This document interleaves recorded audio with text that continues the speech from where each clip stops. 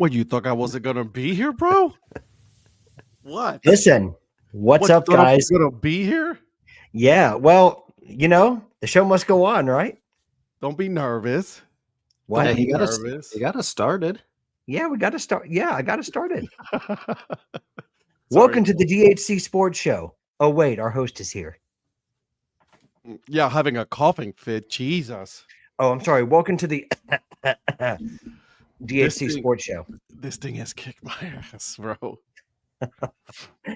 Whatever it is that I got, man, it's not the COVID, by the way. So it's already been tested. We're good. We're not there. We're good.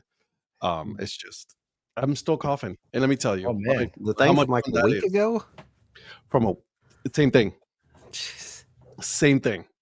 I no longer have a fever, which is a good thing. Right. Don't have the shivers or anything like that. It's just the lingering cough.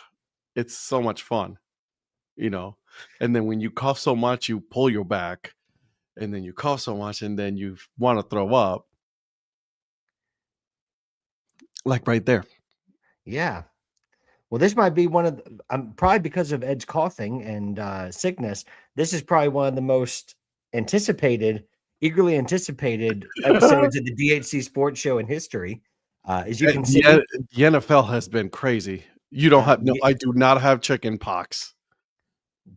Well, what is it for adults? It's not chicken pox. Yeah. What's the other one? Measles?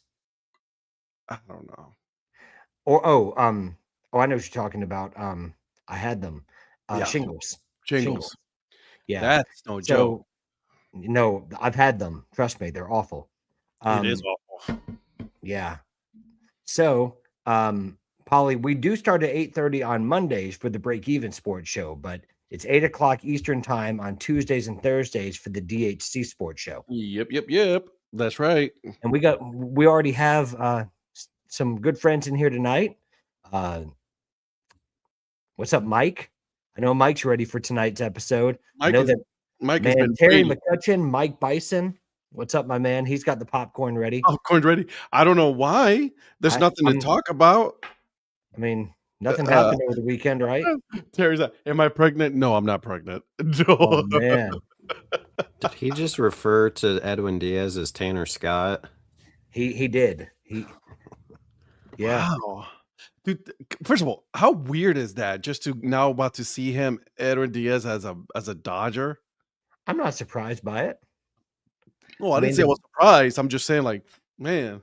Well, I mean, Tanner Scott was probably seen as one of the arguably the top reliever on the market last offseason. They got him, and now Edwin Diaz, who I think is better, I agree. is now a Los Angeles Dodger as well. Was it 3 years, $69 million or something like that? Just a little bit of time, a little bit of money. Sorry, 3 years, $96 million or something like that. Something about 30 a year. So I don't know. Zach Beeson, I'm listening to you also. I'll don't knock out my kids for the completing homework. Hey, listen, got to get that homework ready, kiddos. All morning school. That's where people were saying to me. Yep. Well, before we go any further, this show is brought to you by, not by a cough, not by Mucinex. Yeah, I wish it was by Mucinex. But by Old Fort Baseball Co., our good friend Logan. So for all of you that are in here, make sure you go visit Old Fort, and if you want to get 15% off your entire purchase, yes, I said your entire purchase, make sure you use code Dad Hat. That's code Dad Hat for 15% off at checkout for your entire purchase. Now, how many of you like stickers? Yeah, baby. Hey. Yeah, baby. Hey. Well, no. Old Fort Baseball Co. also has a monthly sticker club that you can have, and normally it costs $6 a month. But if you use code DHC, you can get 50% off of your sticker club purchase, and you can get new stickers delivered to your door every month for just $3 a month. But you have to use code DHC, and we have that for you because you guys are friends of the show. We really appreciate your support, and we really appreciate our friend Logan and our friends over at Old Fort Baseball Co. for sponsoring this show. And make sure you go check them out and check out the great merch and the great stickers they have. Look at you. That's pretty good. Sweet. Hey, every once in a while. Blind girls fun, So Mike, yes, Hello. Virgil is on the phone with his therapist. He wasn't quite sure if he could get ready for this show. He's going to be a little bit late because, therapists are expensive. So he wants to make sure he gets every minute in to get that therapy that he needs. Hey, nothing wrong with that, baby. Hey, Joe Sheets, professional reader over there. Yeah, they had to train me. It's only taken me 2 years. But anyways, yeah. So apparently, as I said, this has been one of the most eagerly anticipated episodes of this show, and Ed, why is that? NFL. Was it We was it not want because to do was our it because hats the or full- anything? I know, right? He Well, just This wants guy to just jump wants into to it. just go. Jump into the Relax. drama. who me? Yeah, Yeah, we haven't talked let's about do- our hats, Let's bro. talk about hats and drinks. Well, and I got caught up in the anticipation. I'm sorry. So Hot dog, you know what So- I'm saying? Like, well, you're not wearing anything except your bald head. So Eric, There you what are you go. wearing and what are you drinking, my friend? I am wearing the 1 year only, I believe, Queens Kings. What was that, 2000? That's correct. Because they are now the Brooklyn Cyclones as of 2001. So I had the Queens Kings hat from, I believe it was Hat Club, if I'm not mistaken. I got that probably right after I didn't know anything about him until Paul was talking with, what's his name that designed, why am I blanking on who designed the Brooklyn Cyclones and the Queens Kings? Wasn't that Dan Simon? No. Is it not? I thought it was Dan Simon. Was it Grandiose? No, it was the Todd. Todd Todd Radom? Radom. Todd Todd Radom, Radom, that's right. yeah. Todd Radom. So he was talking with Todd about it a couple of years ago, I think. Now at this point, so I ended up Yeah. finding this hat out there, and then today I have the Cheerwine Ale How is from Noda that? Brewing. I don't know, I haven't had it yet. Which brewery is that from? Noda. Actually, it's not too bad. It's a wheat ale with natural and artificial cherry flavors, just like the Cheerwine drink Ooh. itself. But yeah, it's not bad. But Noda Brewing out of Carolina. That must be from a certain person that just joined us now. It Mr. was. Mayor, Thank Donnie you. Wise. How are you, my Yep. friend? I'm doing good. I just drove near Noda when I went over to Divine Barrel. So And by the way, I'm really enjoying mine, and I really appreciate you sending that. Appreciate it. I see it all the time here. I was like, maybe I should try it one day, but I'm not really a Cheerwine, fan. Cheerwine. So Cheerwine. uh, No. just like Patrick's not much of a beer drinker, but he complains when he doesn't get them. right. I love to share my first world problems with everybody.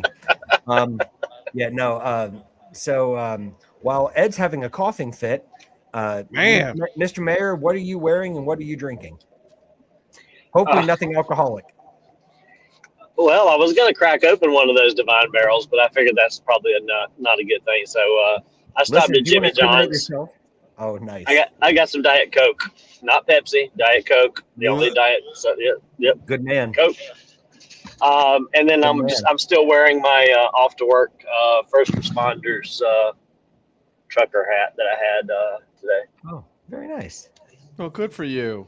Very Oh, he's done talking to the therapist. I was going to say, look who just got off of the phone with their therapist. My therapist says I am beautiful and perfect. Absolutely. Your therapist lied to you. Therapist Samantha. Ooh. So, in other words, you're good enough, you're smart enough, and doggone it, she likes you. People like me. You- Yes. I was getting ready to go there, and you beat me to it, Patrick. Yeah. So, now that you're out of therapy, Virgil, what are you wearing and what are you drinking, my friend?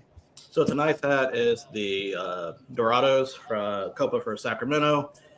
And tonight I've got one of the beers I got from Mr. Wise. And really, this probably should have been a beer for yesterday, but since I don't drink on Mondays, I have Breakfast in Munich from Columbia Craft Brewing. This is a Weiss beer at 5.1%. Was that brewed by Vincent Company or? It was not brewed by Vincent Company. Okay. God, what the heck, dude? But Harry Kane had a hand in it. Oh, very nice. Very nice. Good play. Good play. Good job on that one. Yeah. Let's see. So Ed, you got your burner up and running. Nice to see you here in Thank you. both Thank you. places. Thank you. Don't know why you were speeding in that bug of yours, but okay. It is not a bug, bro. It's a Honda Fit. That yellow one is? Yeah, it's a Honda Fit. Oh, okay. Well, 2016 Honda Fit, bro. it's all right. You shouldn't be. You know what the best feature about that car is? That you fit in it? It's actually very spacious, believe it or not. Yeah. That's actually a very spacious car. But the best feature about that car paid off. You and me both, bro. Absolutely. You and me both. You know what I mean? That's the best thing about any car is the fact Yeah. that there's not that is fully Jolly. paid off, right? Jolly, we're just glad you're here, my man. We're just glad you're here. You guys have never seen it in Ed's garage, but he has a 1985 Corvette. I knew that private pool. Come on now, man. You should be talking about that like that right now, man. Come on now. Man, by the way, I am also wearing a hat, just so you know. Just want to put that out there. Yeah, Jolly. Donnie's hiding a Lamborghini in his garage. One of them. Lamborghinis. Yeah. Well, I was gonna say one of his Lamborghinis. I do have one truck paid off, the other one not. I'll be right there. Hold on. Let me get out of this. Hold on. Let me get out of this real quick. Yeah. Hello. So wait, hello. Are you still there? I'm right here. Oh, okay. Well, so Mr. Rivera, what are you wearing and what are you drinking, my friend? Water for me tonight. Water for me. No, you did not get a ticket for DUI. Get out of here. Oh, carpool lane by yourself, bro. That's tough. Eesh. That's a rough one. Yeah. I'm wearing my Sandlot hat from Sandlot Company, out of Kansas City. So they're cool people there. Guys, check them out. They got these leather baseballs, man. I wonder if anybody would have one nearby to show us. But it's great. I wonder. So maybe somebody has one of the. Mine. It's around here somewhere. It's somewhere around there. I know it is. So you got your ball somewhere around there. Don't worry about that. Anyways, listen. So Sandlot Company. I am drinking water tonight. Just because I'm trying to just flush this out of my system. I've been drinking water like it's going out of style.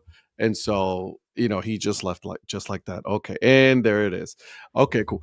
Very professional show of us here tonight. There it is. Oh, you got the blue one. Oh yeah, this is the Italian Napa leather. This is like Napa leather is usually reserved for like the Donnies of the world, but which is funny because it's their own separate company. Yep. Yardball. You guys got to listen to my episode on them. It's two separate companies and then obviously with Sandlot they do different things when it comes to their materials of hats and everything. They don't make a lot of a certain hat. They only make a certain amount. And then once it's sold out, it's sold out. That's it. They don't make anything else just because of the material, right? A lot of the times the material that they only have a limited amount of things that they can do. And then after that, boom, boom, boom. So yeah, there is that. Lynn is drinking water as well. I donated blood after work today. Good job, Lynn. Good for you, Lynn. And I am wearing a Texas Rangers hat, a Rangers script hat from my friends at, I think this one's Hat Club. It's either that or Toppers, but I believe this one's Hat Club. And I am drinking some y'all sweet tea, but it's the blackberry flavored sweet tea. So, well, you add your own sugar. You can sweeten it to taste, but yep. And let's see, a little Go Tigers. So all of a sudden we got a lot of Go Tiger stuff, showing up on the show. I wonder why. Listen, the conductor of the lane train is here, and we're ready to go, baby. So, anyways, and Ed froze up. He got so angry. So, thanks for joining us, Ed. Hope you can join us back soon. Oh man. Well, Mr. Producer, what do we have tonight, and what do we have on the agenda? Because I know there's nothing that's happened this weekend. There's been no controversies. There's been no sports going on, but do you have anything for us? Well, there is a controversy that we have to talk about, a pretty big postseason controversy to talk about. Okay. And that is the fact that you are not in the fantasy playoffs. I am not. I am not. I feel like one of those. I feel like a team that came so close but yet didn't get in, and I feel jilted, and I'm hurt. I'm Whatever, bro. Yeah, no. I was lucky to have the 9-5 record that I did, in all honesty. So, Did you get a you bowl know, game? you what?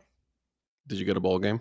No, I got consolation bracket, but congratulations to Donnie and congratulations to Eric. Eric's what, number 1 seed, and congratulations to Donnie, who I believe is the number 3 seed. So Correct. So number 1 seed is Eric. Number 2 seed is, I believe, Justin Kish. Number 3 seed is Donnie Wise, and number 4 is Tom Thrash, which means Zach, you and I just missed out, even though we both finished with the same record as Donnie and Tom, and Justin, I guess, right? Bro, I lost by 1 point to Eric Lichtenberg. Yeah, you got, and you had the 3rd highest score of anyone during the week, and you still lost. How is that even possible? I know, dude. You were number 1 for the whole season. Zach, all of a sudden, it's like the Colts. Yeah, Zach, you'll end up beating me. I'm just glad I'm on the opposite side of the bracket from Eric, so we can meet in the championship. I love this. I heard there was money exchange to get Donnie in the playoffs over Patrick. Donnie, is it not enough that you basically fund all of the transfers that Clemson swore they would never get? I mean, really? I mean, you had to bring it in here. Come on. I had to do something for tax purposes. Well, couldn't you saved it for your other league? Joe, you and me on the same. Did I get a bowl game but declined to play in it? Yeah. I don't think I have a choice in this matter. I think I have to be in the. In this case, I have to be in the consolation. No, you have a choice. Oh, just ignore it. Yeah, exactly. Just pull an official league. It's not. Yeah, it's not going to matter because Zach Beeson's going to beat me in the first round of the consolation bracket anyway. He has Christian McCaffrey coming back. I'm so bad that I don't even have a matchup anymore. I'm done playing. Just so you guys know, I'm done. No, you have a matchup. No, I don't. It gave Doesn't me everyone have matchup matches? 14. I'm literally looking at my phone right now. It says no. Go to week 15. If you go to the weeks, go to playoff. Yeah, you have someone to play. I hope not. Because And listen, I'm so glad I don't have to play Mike Bison after this week. So let me check I've got Mike Bison in the constellation. Well, I know Rhonda said, "Do I have to do this anymore?" And I said, "No, I don't think so." But she does. She's got the consolation bracket. So I get to play Eric again. Eric Lichtenberg. I made a deal to guarantee a playoff spot if I'm ranked 12 or higher. Well, I'm a year too early for that, apparently. So, well, I've got to turn around and try to beat Justin Kish for a second week in a row. And if Aaron can't beat Tom, I'll have to beat Tom another time. Well, I don't know how it works in consolation. I think it's the same, but it's over 2 weeks that you have to play in the winners bracket. So, Virgil and I are a toothless dog fight. Well, Virgil's a toothless dog. He beat me up, so he's the reason I'm not in the playoffs. And he also coached me out of having Kamani Vidal starting this past weekend. I did not do that. I did none of that. I told you they were splitting carries, and you just like, well, I'm just going to put them down because of Hampton. No, you said Marion Hampton's the undisputed number 1 back. Did not say that. This is karma. It wouldn't have mattered. This is karma. No. Okay, this is karma for Patrick. All the whole season is like, oh, look at me, and he just win and win. But it doesn't solidify my point that I don't know what I'm doing if I'm not in the winners bracket. No, doesn't karma that is solidify my a point? bitch. Okay, Well, yes, karma is real. Well, I was going to say, doesn't this honestly just make my point? No, karma's a bitch. I think it does. I think it does. Because if I was in the winners bracket, okay, I would see your point, but I'm not. And moving on, the other 4 are, and congratulations to them. We moving on. Yeah. Congratulations to Eric. Oh, I'm sorry. I don't speak your language yet. Congratulations, Eric. There you go. Congratulations, There's my Eric. response. Congratulations. Congrats, EP. I haven't done anything yet. Yeah, congratulations to you and You got that right. Ooh, Patrick, Well, blame it on the that's stress the from thing, being folks. at Chelsea. Mike, bro, today, listen, I can't with this team in December. We'll have to talk about that on Monday, but I see Big Chew Poppy's here to wallow in my pain since Spurs won today, but yeah.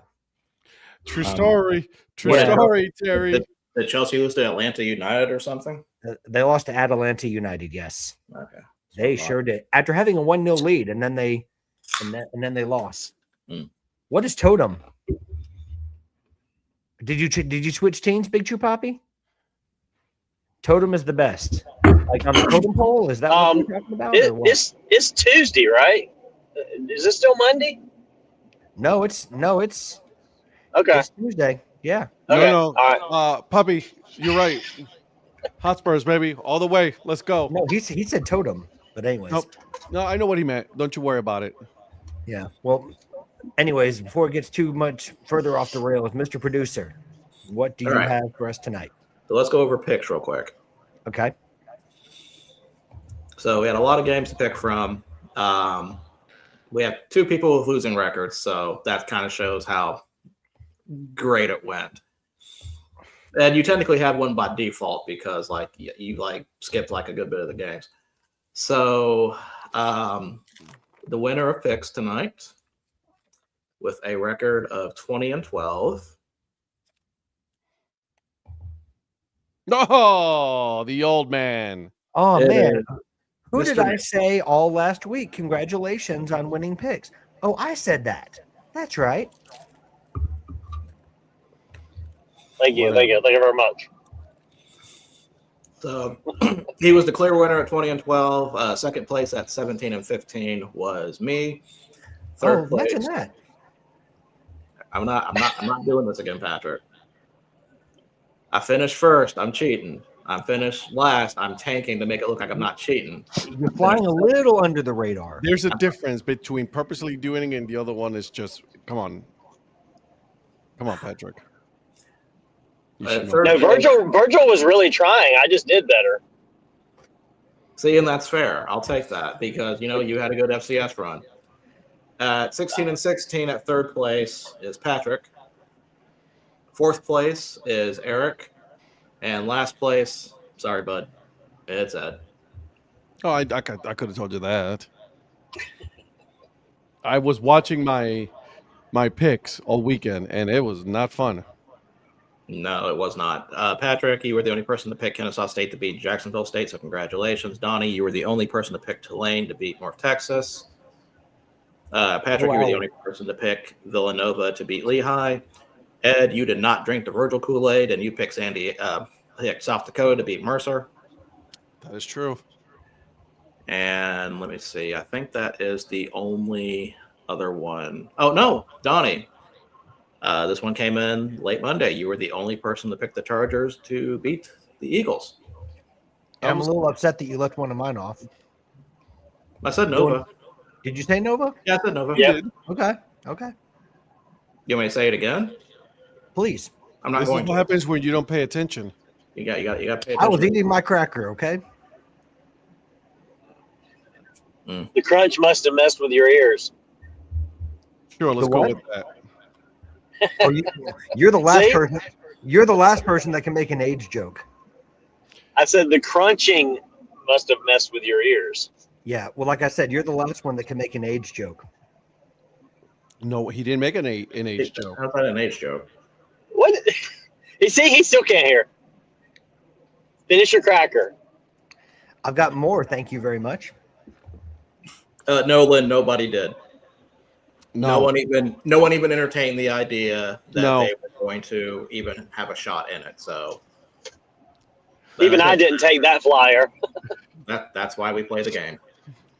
Yeah, I was. Yeah, I still want to know who Ed had. Still, hey, He had Aaron Rodgers in that. You're welcome, Mike.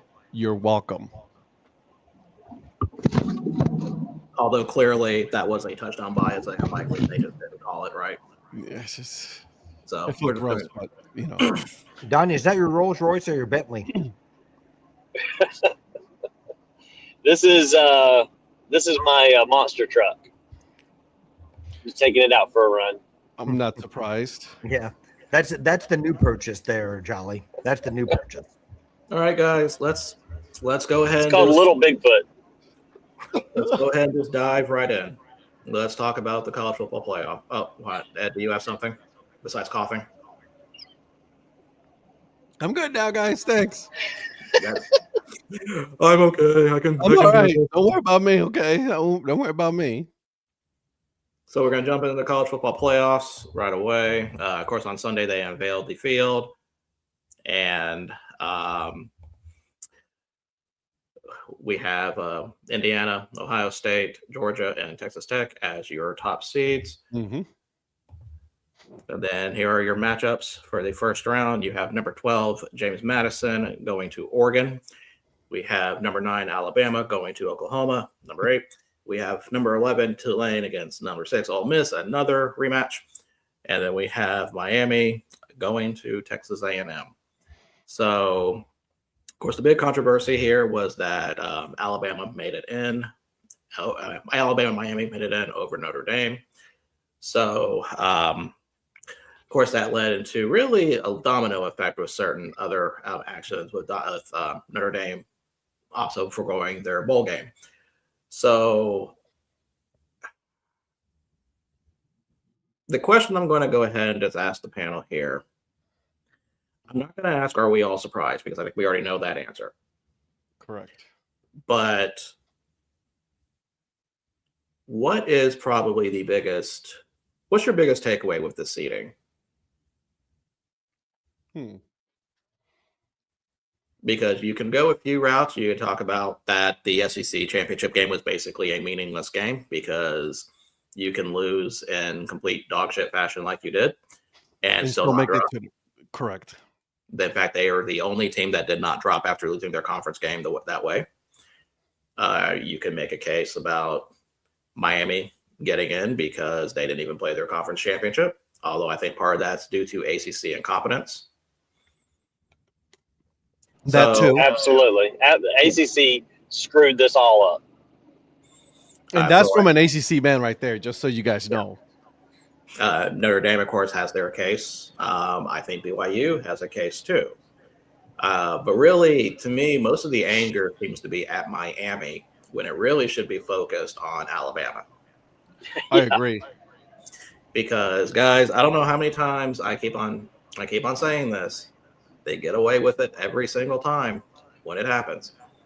This happened in 2011. This happened in 2017. This happened to Florida State. Nothing new.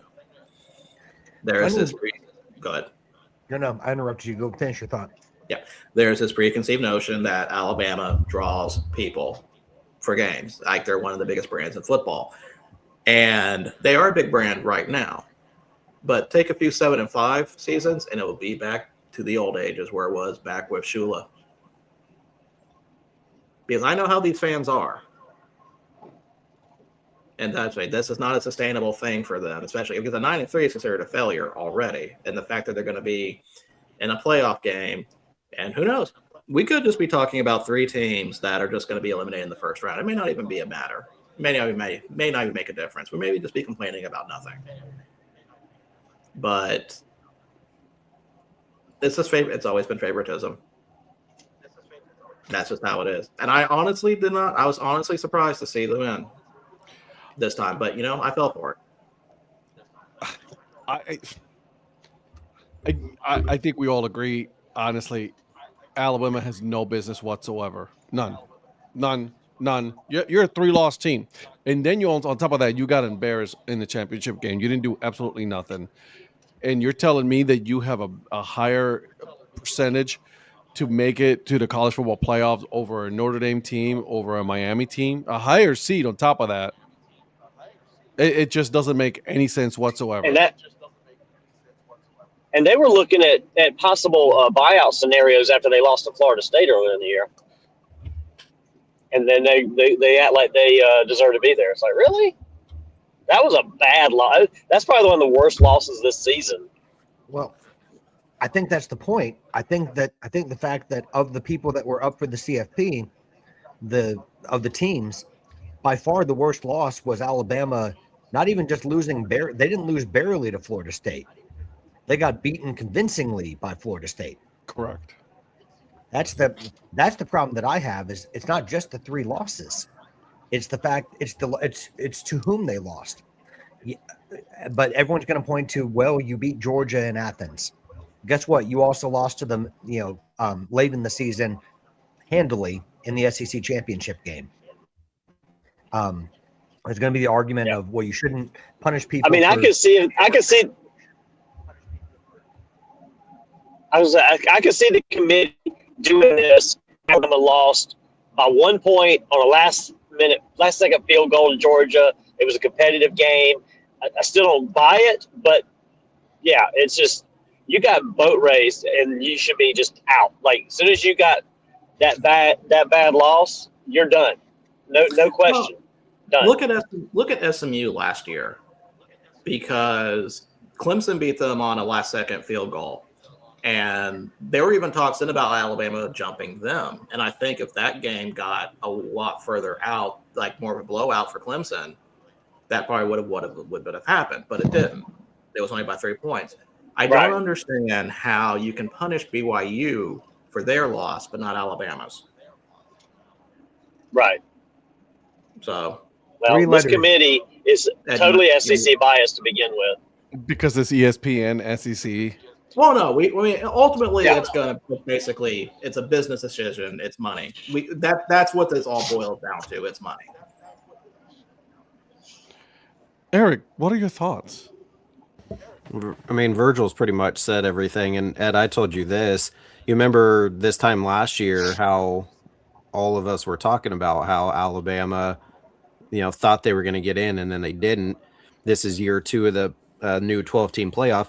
You knew they weren't going to keep them out, because if they had them out the first 2 years of this new 12-team format. So I get that. I get it. Listen, I am well aware of what's at play here, right? I think we all know that it was a business decision that was made last year. It wasn't made this year. This decision was made last year. The decision was made that Alabama was going to get in no matter what. Eric's only here so he doesn't get fined. Maybe, and so it's bullshit. That's all I'm going to say on that matter. Fined by who? His mom. Yeah. Well, Eric, I'm with Beeson. I hope Oklahoma absolutely knocks the dog shit out of Alabama. Just boat races them. Oh, I cannot wait for that. I rarely pick Oklahoma in anything like that, as we all know this.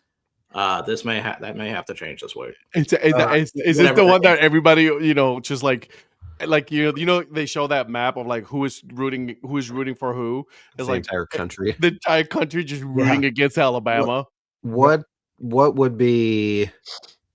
I mean, if they win that game, though, then they'll be like, well, see, we should have been in. But then what if they lose in the second round, type of thing? But I don't think a win. See, I never liked that argument about, well, if we win a game, that means we deserve to be in. No, it just means you took advantage of an opportunity you shouldn't have had. Yeah. So it doesn't. To me, that doesn't really. I mean, I understand why people say it, but me personally, that does not translate to me like that. So, Eric, do you mind if I ask you a question? Depends if I give you an answer. But I mean, you can ask the question. Well. So, how do you feel about, given what's happened, about Notre Dame skipping the bowl bid? I mean, at this point, what's the Ed is ducking? What's the point of playing in the Pop-Tart Bowl with your 12-string running back? Because it's getting to this point, and it's been well before this year, the last, I don't know, 3 or 4 years, maybe longer, where all these huge names have opted out, and it's like you don't even have the same team. And that's what they ultimately came down to, is that when coach talked to the captains, they said, yeah, coach, we'd love to play, but all these guys that are going to opt out and get ready for the draft, it's not going to be the same team that we've played with for 12 weeks of the year. Like, but I know everybody's But saying isn't it a chance? Isn't it a chance to see what your team's going to look like next year in a competitive game? No, I don't think that has anything to do with it, because there's going to be so much layoff between now and next August that I don't think this game right here is going to matter. Virgil had an interesting take on this, and that he told us yesterday. And honestly, because I was on the before we had the conversation with Virgil, I was on the this is bullshit of Notre Dame opting out because they didn't get into the playoffs. I'll be honest, straight up, like I think it was bullshit. But then Virgil brought up this great scenario, which, in my opinion, has changed my mind on this. Well, I'm surprised you actually. Okay, so basically what I was telling Ed was, if you've gone through the past few months with having this scenario come up where all of a sudden you were safe in the playoff, looks like you were going to be in shoe-in. We all thought they were going to be shoe-in. I did not know anybody who did not think they were. And then you were talking about, well, Miami beat them head-to-head, which, they talk about Miami being you head-to-head. They talk about not being in a conference. They talk about your schedule, although Miami played a lot of the same teams. You almost basically had ESPN working against you, trying to basically keep you out of this playoff one way or another. They succeeded in that. Notre Dame is a lot bigger brand than a lot of these other schools. Ohio State's probably the only one that comes close to them. They have the money to do something like this. Why would they give ESPN any sort of revenue after what happened? Because I know right now the AD's focused on Miami and ACC. His focus is on the wrong place. It should be ESPN, SEC. So the idea of, and honestly, I wish Florida State did the same thing. They don't have the means to. That's why they didn't. But Florida State was completely justified in not doing that bowl game. And honestly, Notre Dame should be the same. Real quick, I just want to answer Terry's question. So she was not at the game. We were in Kansas City this weekend. I took one of my boys to see KU basketball against Missouri at the T-Mobile Center, and then she took the other two boys to Science City over there at Union Station. So she was not at that game. But KU won by 20, so that was a good day. Anytime you can beat Missouri in any sport, especially basketball, it's a good day.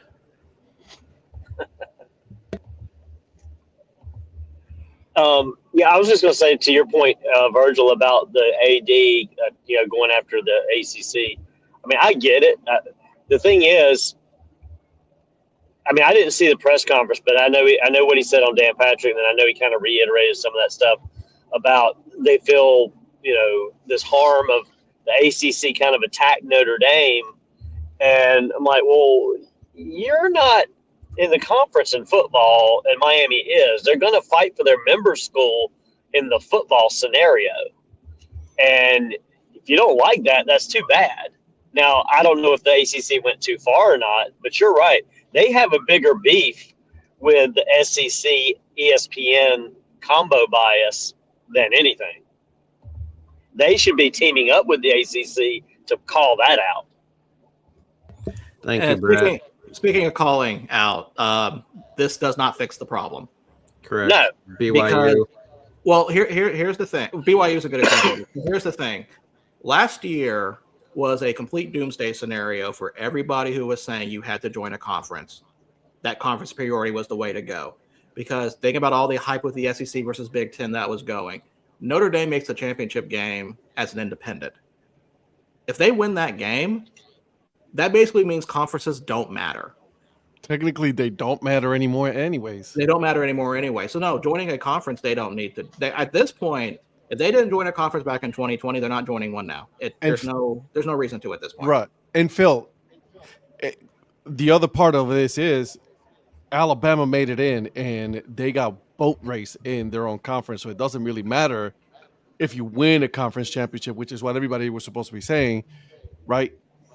You're a 3-loss team who got your ass handed to you in the conference championship, and you still were handed a ticket to the playoffs. So no, conferences don't matter. Big Ten doesn't matter. ACC didn't have either team from their conference championship get in. And I was trying to say earlier, but my connection was bad.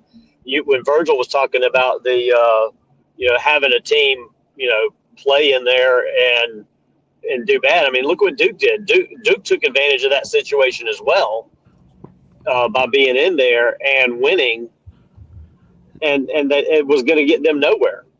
I mean, all that did was help Miami get in.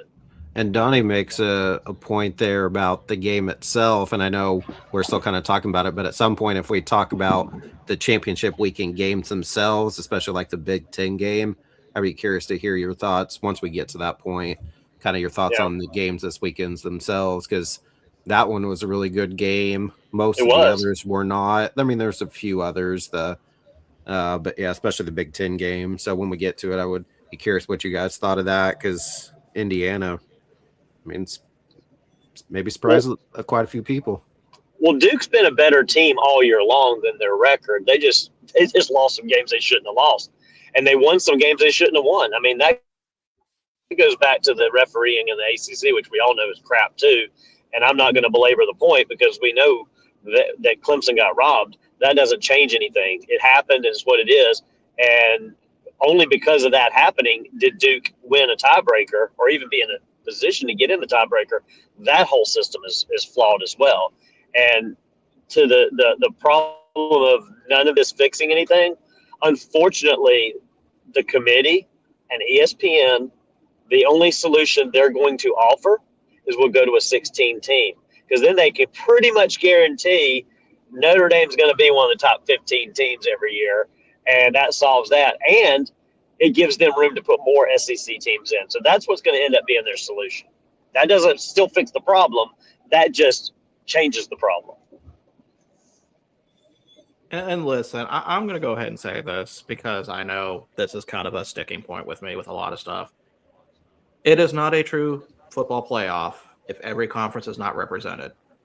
Period. I don't want to hear this whole, we don't need group of 5 teams in there. No.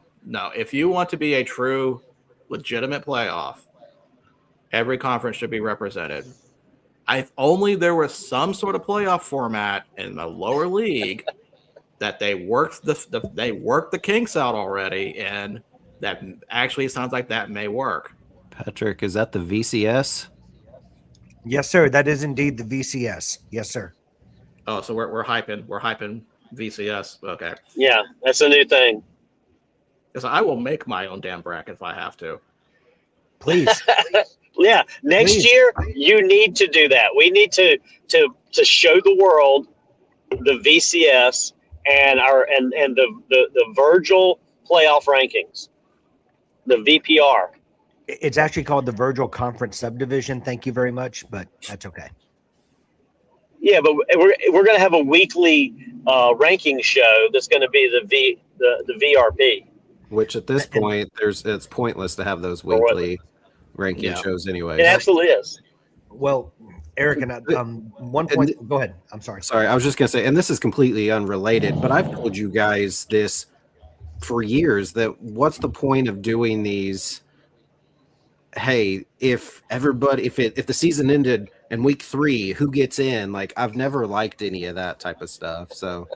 No, and that was going to be my point, is just to echo what you're saying, is actually, and then in this case this year, that Tuesday night show really made everything misleading, and it's made it demonstrably worse, because you've got these Tuesday night shows that ESPN profits from every Tuesday with viewership and with numbers, and in every single poll leading up to the last one, the final one where Notre Dame was left out, even though Notre Dame played Miami in week 1, they constantly were ranked in front of Miami until they said, and it sounds like with the way that they did it, they didn't even take the head-to-head into account until this past week.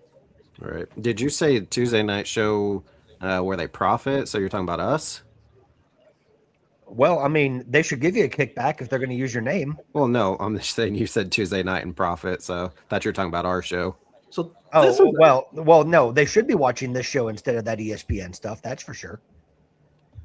So this one's actually a good point here about Oregon's ranking at number 5. To me, they are not a 5th seed. The problem is I don't know who would be, because you look at the seeds, you have Ole Miss. See, I think Texas A&M and Ole Miss should have been flipped, in my opinion. Like, Ole Miss has some of the seeding does not make sense to me. Oregon as a 5 is definitely not the same Oregon team as last year. They've definitely looked very suspect. So, I don't know. I was a little surprised when I saw Oregon as 5. Yeah, Tech's been a better team all year. I think the only reason than Oregon. I think the only reason that Ole Miss is ranked ahead of A&M. I think it's because Ole Miss lost to Georgia in their only loss, and Texas A&M lost to a 3-loss Texas team. Were you waving? I meant A&M, by the way. Sorry. Oh, are you waving to us? Hello, I don't know, Donnie. We're all here.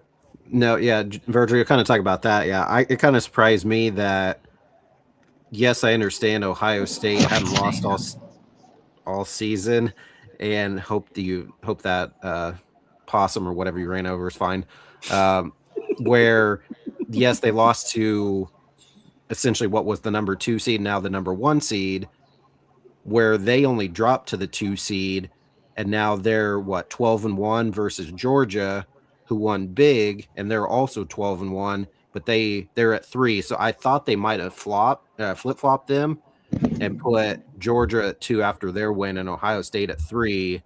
So I was kind of surprised that they only dropped them. Again, I know it was to the now who's the number 1 team, undefeated Indiana. I just thought they might have flipped a couple spots instead of just go down 1. That's the only. Ed, you're muted. Sorry, I'm doing my cough drops. Ohio State should have dropped to number 3. They didn't win the Big Ten. Georgia won their conference. Mm-hmm. Georgia should have been number 2, then Ohio State. It wasn't a bad loss whatsoever. No. But just the way that the one team, they both have the same record. One won their conference championship, one and didn't. One lost. I thought they would have flipped those two, but I agree. Yeah, I'm with you. That's another point with the conference championships. Just don't make any sense with what they're doing. And listen, I'm Cleveland guy here, right? Like, I'm not an Ohio State graduate, but I root for Ohio State, and I agree. I think it should have been number 3, and I don't like Georgia at all. Yeah, I'm not a Georgia fan. Everyone knows that, but I do think they should have been the number 2 seed based on their results and based on the result of the SEC championship game. All right, so let me ask you this: Can I pose a question for you guys then? And I don't know if you guys asked this already. Before you do that, let me answer this question. Tulane and Ole Miss. Ole Miss is 17.5. Oregon, James Madison. Oregon is 21.5. And we can talk about spreads all we want, but and I know it's another level. But after Illinois State being North Dakota State and FCS, I'm not putting anything out of doubt at this point. Was that 5 interception game? Yes, that was the 5 interception game, and they still somehow won. And That's wild. That's just going to be a big head scratcher to me. Like, I will never understand that. All right, so here's the question for you guys: If you were to re-rank, and be honest about that, right? If you were to re-rank all the college football playoff bracket, how would you do it? Would you do 1 Indiana, 2 Georgia, 3 Ohio State, 4 Texas State? Does that those 4 like that? I would, yeah. I would actually flip Tech and Ohio State. The only reason is just because Tech won their conference. So you dropped them all the way from 1 to 4? No, I would put Indiana 1. I would put Georgia 2, Texas Tech 3, Ohio State 4. So Ohio State would have gone 1 to 4 then, because they were 1. They were the 1 seed, before that game, then you say they Oh, would have sorry. dropped Okay. four Okay. instead of I thought you meant currently. That's why I got confused. no. Where they were prior to that game, so you would have dropped them instead of, because I was thinking 3, just flip them in Georgia, but you say all the way down. And then Joe says that they can't, they don't want them to play Indiana in the semifinals. So putting them at 4, would that do the same thing then? It would I do. would put them in the semifinals. That's Yeah, why so you. then That's why then if you were to put Ohio State at number 3, and then Georgia 2, Ohio State and Indiana would not meet each other until the championship if they were to make it through the poll bracket. Well, you could have changed the lower ones as well. If you're going to flop these around, there's some other movements you could have done to prevent that. Because I agree, it should be a reward to win your conference championship, like Eric is saying. Like Virgil's saying, to move Texas Tech ahead of Ohio State as well. Ohio State, yeah, you lost. You were number 1. You lost to number 2. But the other 2 won their conference championship, so they should jump you as well. And you should be the best of the ones who lost the conference championship, not ahead of anybody who won it. I don't disagree with that. I'm still trying to make conference championships somewhat relevant. I know it seems like it's a hard thing to do. You're on a hill that you're going to die on by yourself, Virgil, because the committee doesn't matter to them at all. Well, considering in the past 5 minutes, I basically said, screw it, I'm making my own bracket. I mean, may as well die on all these hills. Well, I think we're going to go over and move to your hill because I like your hill better. So let me ask you this. Okay, so Eric, you still keep Ohio State at 3, or moving down to 4? Yeah, I can see now that we've talked about it more. I could see them, because if you're trying to avoid having them play Indiana until. But then again, does it matter where they play them? Because you just had it doesn't matter. And Oklahoma already play each other, and they're playing each other again. Same for Ole Miss and Tulane. So as long as it's not like the first round, I think it would be fine. But now that we've talked about it, I'd probably say instead of 3, dropped into 4. That would make sense since both Tech and Georgia won their championship games. The only change that I would make at this point, I would keep Oregon at 5. I don't see any reason why moving Oregon out of there. I would just remove Alabama. I get Alabama out of there, and then bring Notre Dame. Would you, Virgil, say Ole Miss, or maybe you already said it, Ole Miss over Oregon? Flip them. I would rather flip Texas A&M, and okay, what I would if I'm seeding this, A&M would be 5th, Oregon would be 6th, Ole Miss 7th, Oklahoma 8th, Alabama shot out of a cannon. So put Miami. I still feel like BYU had a better case than Miami, honestly, but that's really no one's talking about that, sadly. So if I'm just going off the rankings there, I would put Miami. I would put Alabama probably below Miami. Yeah, because if you had Notre Dame ranked ahead of Miami for the last 4 or 5 weeks, then you would put them in the Alabama slot, 1 ahead of Miami if you put both Notre Dame and Miami in there, and Alabama out. So that's how it should be. Yeah, because of course your Tulane and James Madison are going to just be your 11 and 12. That is what it is. So yeah, it should be Notre Dame instead of Alabama in the 9 slot, Miami in the 10 slot, because that's how the rankings were playing out to begin with. With what Michael's saying here, I'd be curious, because I know we've talked about this over the last week or two. I'll be curious to see what these first 4, Indiana, Georgia, Ohio State, Texas Tech, I'm curious to see how they do in round 2, because all these other teams that will have advanced and just played the previous week, whereas then they're just playing for the first time in 3-ish weeks, basically. And that layoff is not as quite as big as regular bowl season. I guess at least still is, but used to be, where I felt like a team would finish and then play like what seemed like 3 months later, basically. So I know we talked about last year's top 4. I'd be curious to see how that all pans out this year with the top 4 and what happens coming off their bye for their essentially their first game. Honestly, Yeah, because they all. The one that I would say would be that's in danger of losing because of their bye would be Texas Tech, who they would play the winner of Oregon James Madison. See, I actually disagree with that. I think it would be Georgia. Yeah, I think Georgia's got the harder one. Because do those they guys have? are going to be waiting for 3 weeks, and everybody else has only got to wait 2 weeks to play their game. This is I assuming agree Ole with- Miss is Lane, to be fair. Well, Texas Tech is waiting also the same amount. So it would be Ole Miss, Georgia. Yes. It would be Ole Miss, Georgia. If Did they Tulane play wins- this year? I don't think that. I feel like they did. Let me see. Because what's Ole Miss's? Ole Miss. Ole Miss lost to Georgia. That's so right. that was their only loss. Was it close? I don't remember that game. That was It 43 was until the fourth quarter. 43-35. Mm. So the thing though is that like I'm still. I'm going Like to if stick with Oregon, Texas Tech. That game is going to be, to me, Oregon is a much better team, in my opinion, than Texas Tech. Oregon cannot handle defensive fronts very well. Indiana kind of exposed them on that, and that's what Texas Tech pretty much has. So that's really not a good matchup for Oregon, in my opinion. Again, I think if you have a bad loss out of those bye teams again this year, especially if one of the top ones, like if Ohio State, Georgia, or Indiana, for whatever reason, lose bad, then I guarantee you there'll be 16 teams next year, and there won't be any buys.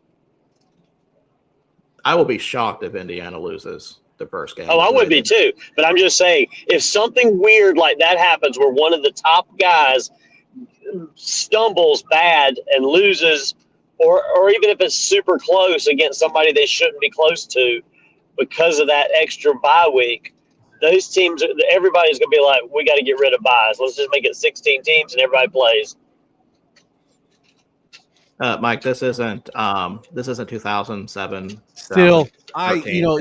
are giving Texas Tech a lot of credit for what I'm going to stick with Oregon. I think Oregon is a much better team overall. Okay, that's fair. Like I said, I think it'll be a good game either way. Oh, it's going to be great. January 1st game. I like how oh my God. I do like how we're talking about this and then watch it beat James Madison, beat both of them somehow. That'd be hilarious. Oh, I would- That would be awesome, though. That would be That'd be so completely- I awesome. would be- That's like a George Mason going to the Final Four type. Absolutely. I don't believe in Zach. Cover your ears. I don't believe in Alabama or Oklahoma. Indiana. One of them's going to have to win. Yeah, I know, but for them to beat Indiana. Indiana's good, guys. I watched that Big Ten championship. That's a good team. Indiana, Oklahoma may literally be a 5-3 game. It could be. Like I'm not even. Which one is that? Is that the Peach That's the Rose Bowl Rose? Oh, that's right, Rose Bowl. because the Big Ten championship. That's right. Champion.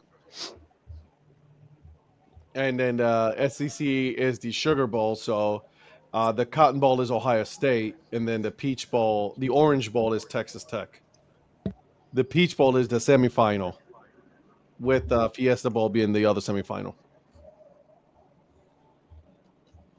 Yeah, Phil's not wrong there. We love a Cinderella story in basketball, not in football.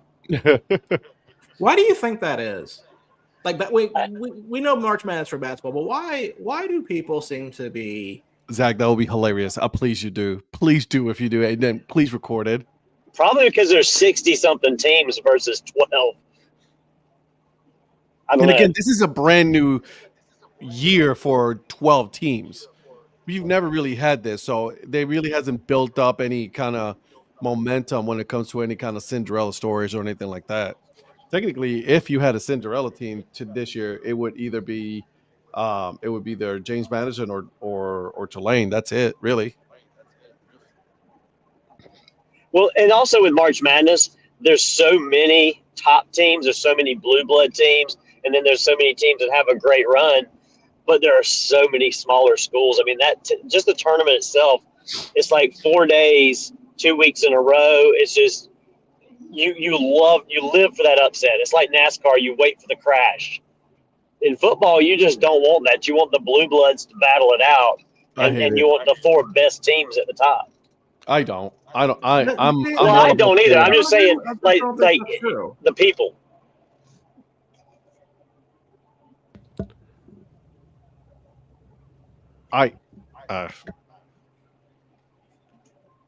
Go ahead, Eric. I was just going to ask Virgil. I watched that game Friday night. What happened to your future quarterback?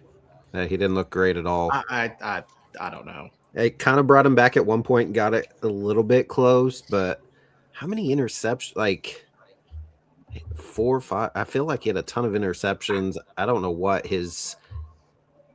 I thought he had 3. Let me pull up. Because didn't Morris coach that game? I think both Morris and Summerall were at their games. Yeah. Yeah. Because Summerall, I think I'm pretty sure it was him and not just some parody, but I'm pretty sure I saw that he said he had 2 phones and basically 2 jobs going on right now because he's coaching in the playoff, and then obviously he has these stuff he has to do with Florida. So he said he was trying to do double duty right now. Yeah, Mr. Maker had 3 interceptions, 2 touchdowns. I think Tulane just had a game plan for them. Yeah, Tulane looked really good in that game. Did JMU, did that dude coach? Chesney, yes. I think Chesney did. Kenny, okay. So no, not Kenny, no. So I think the reason why Morris probably struggled for for coaching Texas, North Texas, was that he probably had those plate of cheese fries when he was up in Stillwater beforehand. Those can affect a lot of things. Like if you're not used to them, like you're in a food coma. So is Lane the only one then not coaching his team that took another job already that's in the playoff?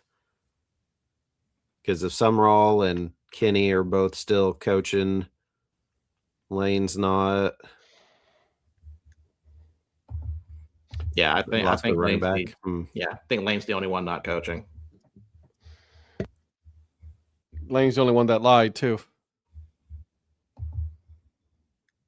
So Well, he basically made a lateral conference move, and these other guys are moving up to bigger schools and better opportunities. So smaller schools, like, yeah, let's try to get us there. But you worked your ass off. You coached your all year, that Ole Miss to the college football playoff, and then you just like drop it to go to LSU. Jesus. If you guys waited until after the playoff, do you think you would have hired somebody else, Patrick? And if so, who? Because I mean, at this point, why don't you just wait, let him finish it out, and then hire him if that's the guy you want? Why does he have to be hired on a certain date? I think it had a couple of factors. I think the National Signing Day, the early National Signing Day being what it was, they wanted to have somebody in place. But also, Donnie, I'm just putting out there what they're talking about. You can bark later. I know. I'm just saying that's just a worthless opinion because nobody cares about early signing day. But I get that that's the narrative in the national media and these schools are like, we got to have a coach in place so these players know who they're going to play for. It's like, it's early signing day. They can change. NIL's going to bring different people in. That's an antiquated system in itself. But go ahead. Both LSU and Ole Miss basically gave him an ultimatum to say, we need a decision, and that's who they wanted. And so, I mean, you can hate him for it, and you can hate him for it all you want, but I will. Don't worry. That's fine. It's already done. He was told to make a decision, and he made it. And he's why lie? Why lie? What's the point of lying? Lie about what? Lie to his players. I'm not Lane. Only Lane can answer that. You said you were all defending of all Lane things, so I need you to defend him.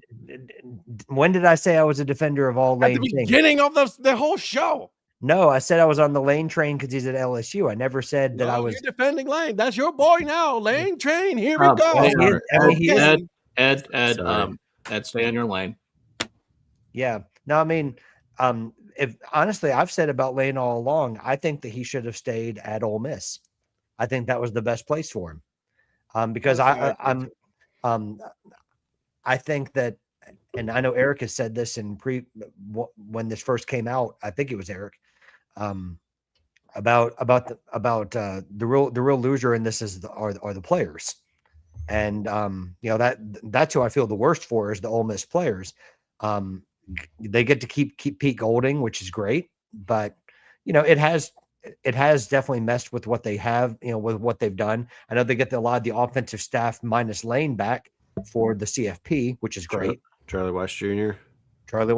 And I forget all the other names, but like the offensive line coach is back. I mean, they brought back all the ones that are going to LSU except for Lane.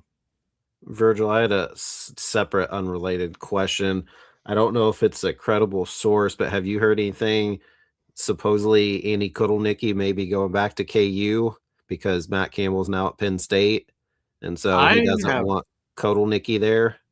I have not heard that. Okay, I saw somebody just report it like before the show, and I don't know how credible it is. I'd love to have him back because I thought KU's offense was pretty good with him, and then obviously he wanted that job, and I'm pretty sure they said Matt Campbell doesn't want him now that he took over Penn State. So I haven't heard any more or who I saw that from, how credible it was, but I'd be happy if he came back. We need a new defensive coordinator too at that point, but I'd be glad to have Kotelnicki back if he does leave Penn State.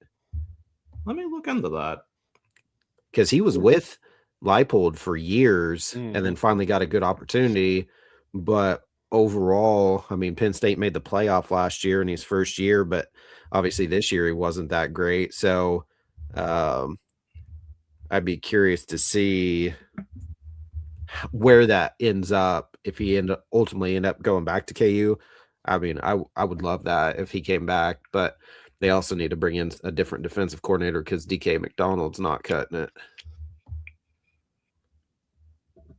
Let me see if I have any. Do a quick search and see if there's any. Oh no, we can hear the keyboard typing. Don't worry. Yeah, there's a few reports about him possibly returning. I would love that if that happens. But he's also linked to the Michigan State OC job. Yeah, I would. Yeah, no, that's kind of a. I know KU's not a big football school, but I think they'd have more success at this point than what Michigan State hasn't. I feel like hasn't been anything for a while in football. Nah, not since D'Antonio, in my opinion. So yeah, that's kind of. I'll have to keep an eye on that. I'll have to see. Yeah, about that one.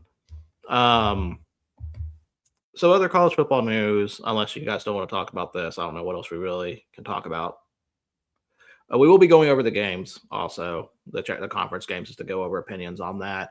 But we also have some Heisman finalists. We have 4. Yeah, I saw that.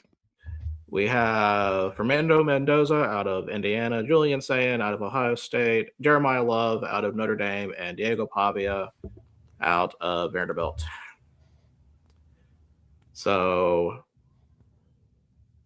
I feel like this is Mendoza's to lose, but I don't know anymore after last week. Yeah, I feel like neither quarterback showed a whole lot. Now, obviously, Indiana won, but even then, I didn't think Mendoza looked great. Didn't they both have an interception at least?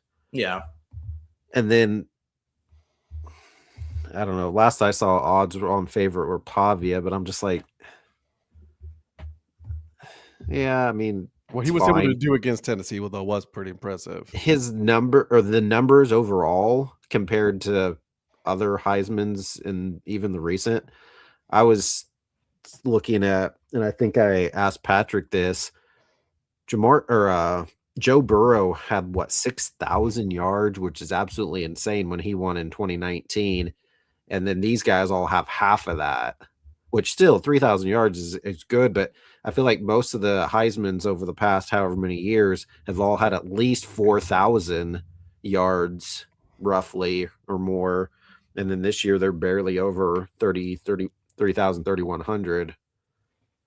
So no one really jumps out to me as like a odds-on, like for sure favorite at this point of the 4. I mean, I think they're probably the 4 most deserving. I guess you could have another person in there, but I think those are the four most, deserving that out of anybody, which just means it was not. I mean, those are good numbers, but not like a great overall year for like one particular person. I personally would see Love to win it because I was going to say, how do you see Love's stats as a running back? I know they're not equal, but I'm just saying, like, how did Love as a running back do in comparison to them as a quarterback to previous running backs and quarterbacks? Well, the problem with Love stats is I look at last year with Genty not winning over Hunter, and Genty's stats were kind of almost like. Let me pull up. I'm sorry, let me pull up Love stats. I mean, Genty's stats were damn near impressive. I mean, Love stats, I have 1,372 yards, 18 touchdowns, and then 3 receiving touchdowns. Great year for a running back. Definitely worth Heisman looks. But I don't know. I'm afraid this is just turning into a quarterback award. Oh yeah, for sure, 100%. So that's why. I mean, I'm glad he's invited, but still, I don't know what to make of it. I'm going to stick to the running back wins every year, ending in 5. And I think he's going to surprise. I hope he does. I'm okay with really any of them except for Pavia. Wow, so much hate for Pavia. Well, I'm sorry. He campaigned his own way. He Joey Harrington his way into the Heisman. I was going to say he's a knockoff version of Johnny Manziel. Yeah. Oh, I'm not disagreeing, and you already know how I feel about Johnny Manziel. So, and I don't know what Johnny Manziel's mom looked like either. True story, Donnie. But if Diego Pavia wins, he'll be the worst Heisman winner since Travis Hunter. No, that's funny. That's a good one. But what was it? Joey Harrington says, like, can we just stop panning to Pavia's mom every single time? Like, can we just stop, please? You know it's going to get worse in the NFL. What are you saying, Joey Galloway? Joey Galloway, not Harrington. Joey Galloway. I'm sorry. Yeah, that was pretty funny. I don't think he will in the NFL. He has to make the NFL first, and Homeboy's trying to find another. He's trying to find another way to get into college again. He saw Alan Bowman, and he's like, I want to do that.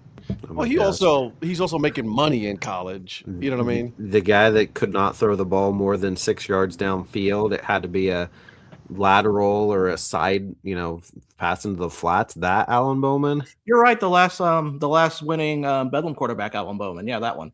Ooh, cooking Zach over here. Listen, I have to pick OU over Alabama in the playoffs. Let me at least have a little Bedlam cooking. I need this. I don't feel good picking that game. Like, I'd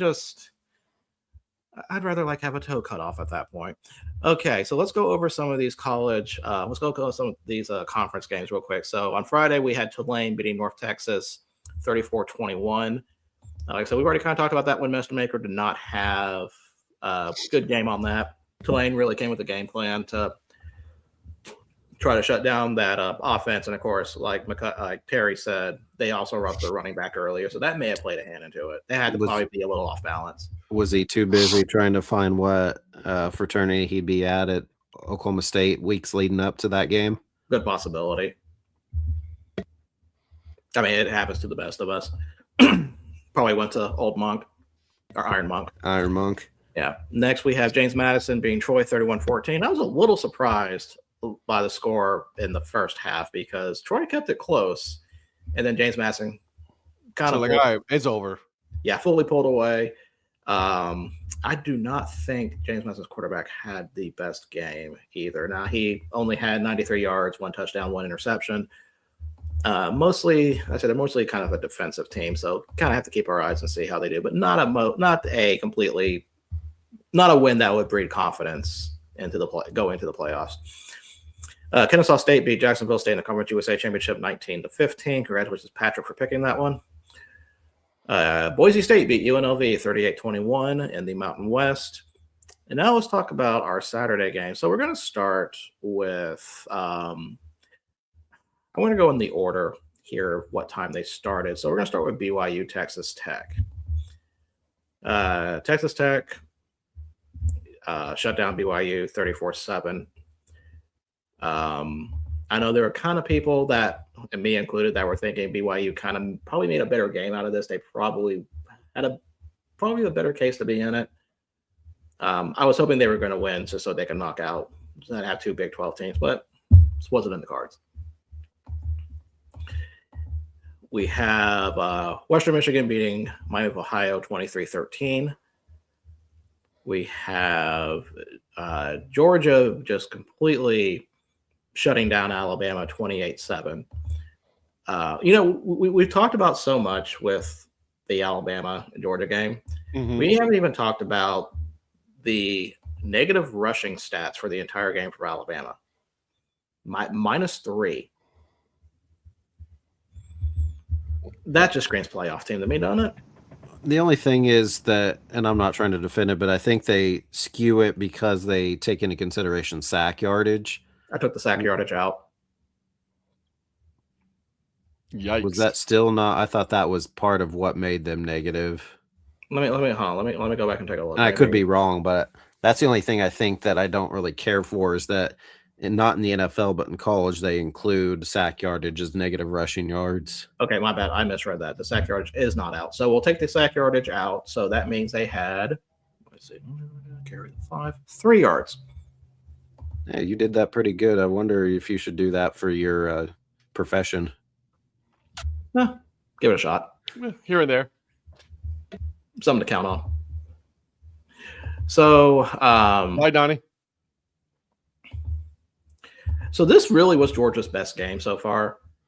They've really kind of had a season of, I'm not going to say mediocrity, but they were definitely down a step.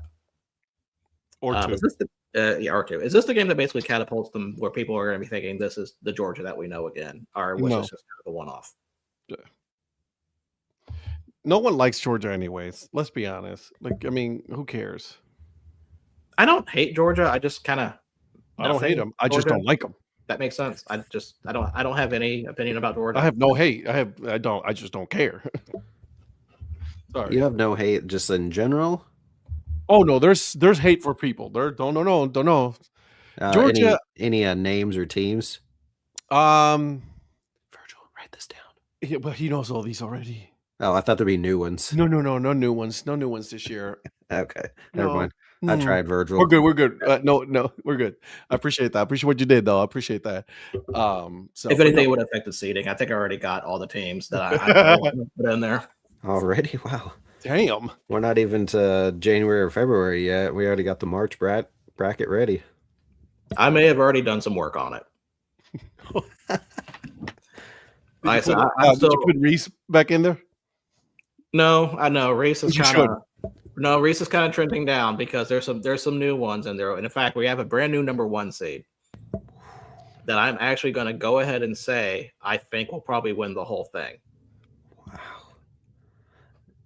And wasn't it Modell this year? It was Modell this year, and Modell cannot be part of it twice. Wow, you can't back-to-back national champions? Not from the way I'm going to do this. No, you cannot have back-to-back national champions. I have an idea. Because the way I'm going to do this is I'm going to I wasn't there the entire term. Yes, there is. There's hate. But not for Georgia. I just don't really care. It's just they've never been on like oh, everybody's like, oh my god, Georgia this, Georgia. I'm like, I don't care. I will have a separate showcase where the winner of this tournament will go up against Modell. Whew, that may be the best matchup. The champion of champions, whatever, however you want to call it. Ooh, all right. I like that. Is that the Dad Hate Super Cup? The Queens Kings tournament? Super Cup, Community Shield, call whatever you want. And Brad is correct also about this one. I forgot to just mention this one. I don't know if you guys mentioned it. Colorado was on the playoffs last year. The military war dogs, Brett, that hat guy that sent us all hats. Same guy. Thanks for the hat, Brett. So now we need to talk about our last 2 games One because I thought it was one of the better games this weekend, and the other one because of the implications it had. First, we'll start in the Big Ten. Indiana pulling it out against Ohio State. I think only 2 of us picked Indiana to win this game. Me being one. I think, Patrick, you may have been the second. I don't remember. I have to go back and look. I'm going to be honest. I'm a little surprised they were able to do it. I thought this was going to be the game that Indiana was going to stumble at. They definitely played an Indiana-style game, very low scoring, a lot of good defensive plays. Ohio State really could not move the ball that well until probably until like the later on in the game. I mean, their that stats kick did not help either. No. But their stats were definitely a lot lower. Yeah, when they missed the kick, you know who we thought of when they missed the kick. Get rid of the kicking game. Tried to tell you. 100% thought about Eric. Eric is like, I told you. They're not football players. So I know we have a bracket. I know this is still early. I know matchups are going to be a thing with this, and there could be mismatches. But were these two, would you consider these two? Was this basically a preview of the finals? I would say no. You think someone's going to beat one of them? Okay, I can see it. Yeah. Is your preview James Madison versus Tulane? Yes. If that happened, oh my goodness, that would be the greatest. Ratings would be terrible, but I would love to watch that game. Oh my God, I would so be there. We should, if that ever happens. If that happens, we'll go live. We'll watch it live. That would be amazing. Hell, I mean, you would lose the Barstool crowd, but that's really it. That would be so awesome, though. Oh, be great. I'm going to disagree with Eric. I think we did see a preview of the national championship. Those are tough teams. Those 2 teams. Well, yeah, I mean, obviously they're top 2 teams for a reason, but I'm just kind of surprised at this point. If you were to pick, then who would make it out of those 2? Ohio State. You think so? Yeah, I know they beat Oregon and they beat Ohio State, but I just feel like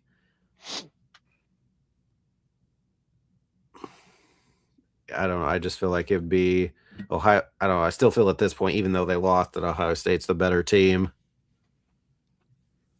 I'm not going to disagree with you there. I still think Ohio State was a better team.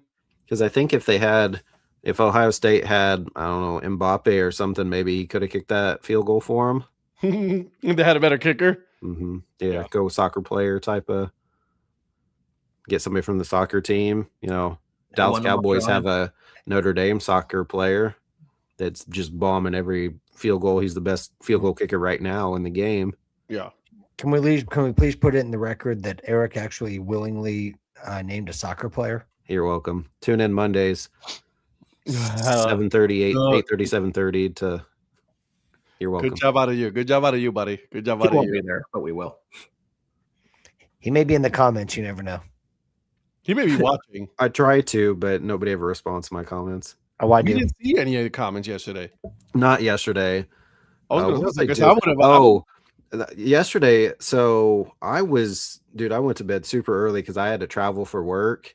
And I was just like on a Monday. Yeah, driving like 3 hours. I was done. I was like, I'm out. So yeah, I didn't make it yesterday. A week or 2 ago, I commented a couple of different times. I didn't watch. I commented and then got off, so I didn't even see. Right, that's the thing. That's the thing. I was like, maybe they did respond, but you didn't respond immediately. So I was just like, No, he was commenting FCS stuff when we were on the soccer portion. Oh, okay. Good job. We did answer you. And it's like, well, if Eric is still here, and then you never. Yes, Terry, I would agree. They should have. Get rid of the kicking game and go for it. They were so close to it. I would have gone for it because that would have been a punt. Yeah, because what was it? 20? Was it 25-yarder? Yeah, it was. It was close, and he missed it that bad. Like exactly. I would have gone for it as well. It's not chip shot, but about as close as you can as a chip shot, and the fact it went wide left, wasn't it? Yep. It just went from one side to the other. It was just we were in Kansas City, and I had that and the Duke Virginia game on because we had 2 TVs in our room. So I had both games going on, but then we left and we had a super late dinner. We went to Cheesecake Factory, and we don't have one yet in Wichita. We're supposed to be getting one maybe next year. But since we were up in Kansas City, we had that for a super, super late dinner and had a couple nice cheesecakes. But yeah, so I watched in and out of that game, but I thought I remember seeing that he kicked that super wide left. It was a 27-yarder. And a quick question about Cheesecake Factory. How long did it take you to read the menu? 723 minutes. Something about right. Christ. There's an ASMR video of someone reading the Cheesecake Factory menu. I'm not surprised. Oh, I look think at that the might time. have been Zach's first time there. And it took an hour. For real? Yeah. I think Zach and I ended up getting different burgers, and then when we saw I've been to Cheesecake Factory, but it's been quite some time. So when they were taking other slices of cheesecake over to other tables, we all looked at each other and were like, "We're not each getting our own. We're getting 2 and splitting it between the 5 of us." And we barely made it through both of those because those slices are huge. Yeah, they are. And so good. Yeah. I was just telling Donnie that's what we had late Saturday night. We were up in Kansas City. We went Cheesecake Factory. Man, I was there. Oh, go ahead, Patrick. Sorry. No, I love their Louisiana chicken pasta. That stuff is serious. Whew. Only time and first time I've been to Cheesecake Factory was back in the spring. We were up for like February or March. Actually, wasn't even spring. Like, hockey game. We went for a Checkers game, and all of our friends went there. That's the first time I'd ever been there. It's fantastic. So, guys, let's talk about the game that screwed up everything. That wasn't me. That was not me. That was not me. Ice cream paint job. Oh, That's sweet. I promise you that wasn't me. Well, it's too late now. Like we've already moved on back to our sensible selves. Although we'll talk. I swear to God, Ed, I'm gonna. That was live audio of Ed. Oh no, this is gonna be. Well, here Ed's gonna do it again because this also came in the mail today. What?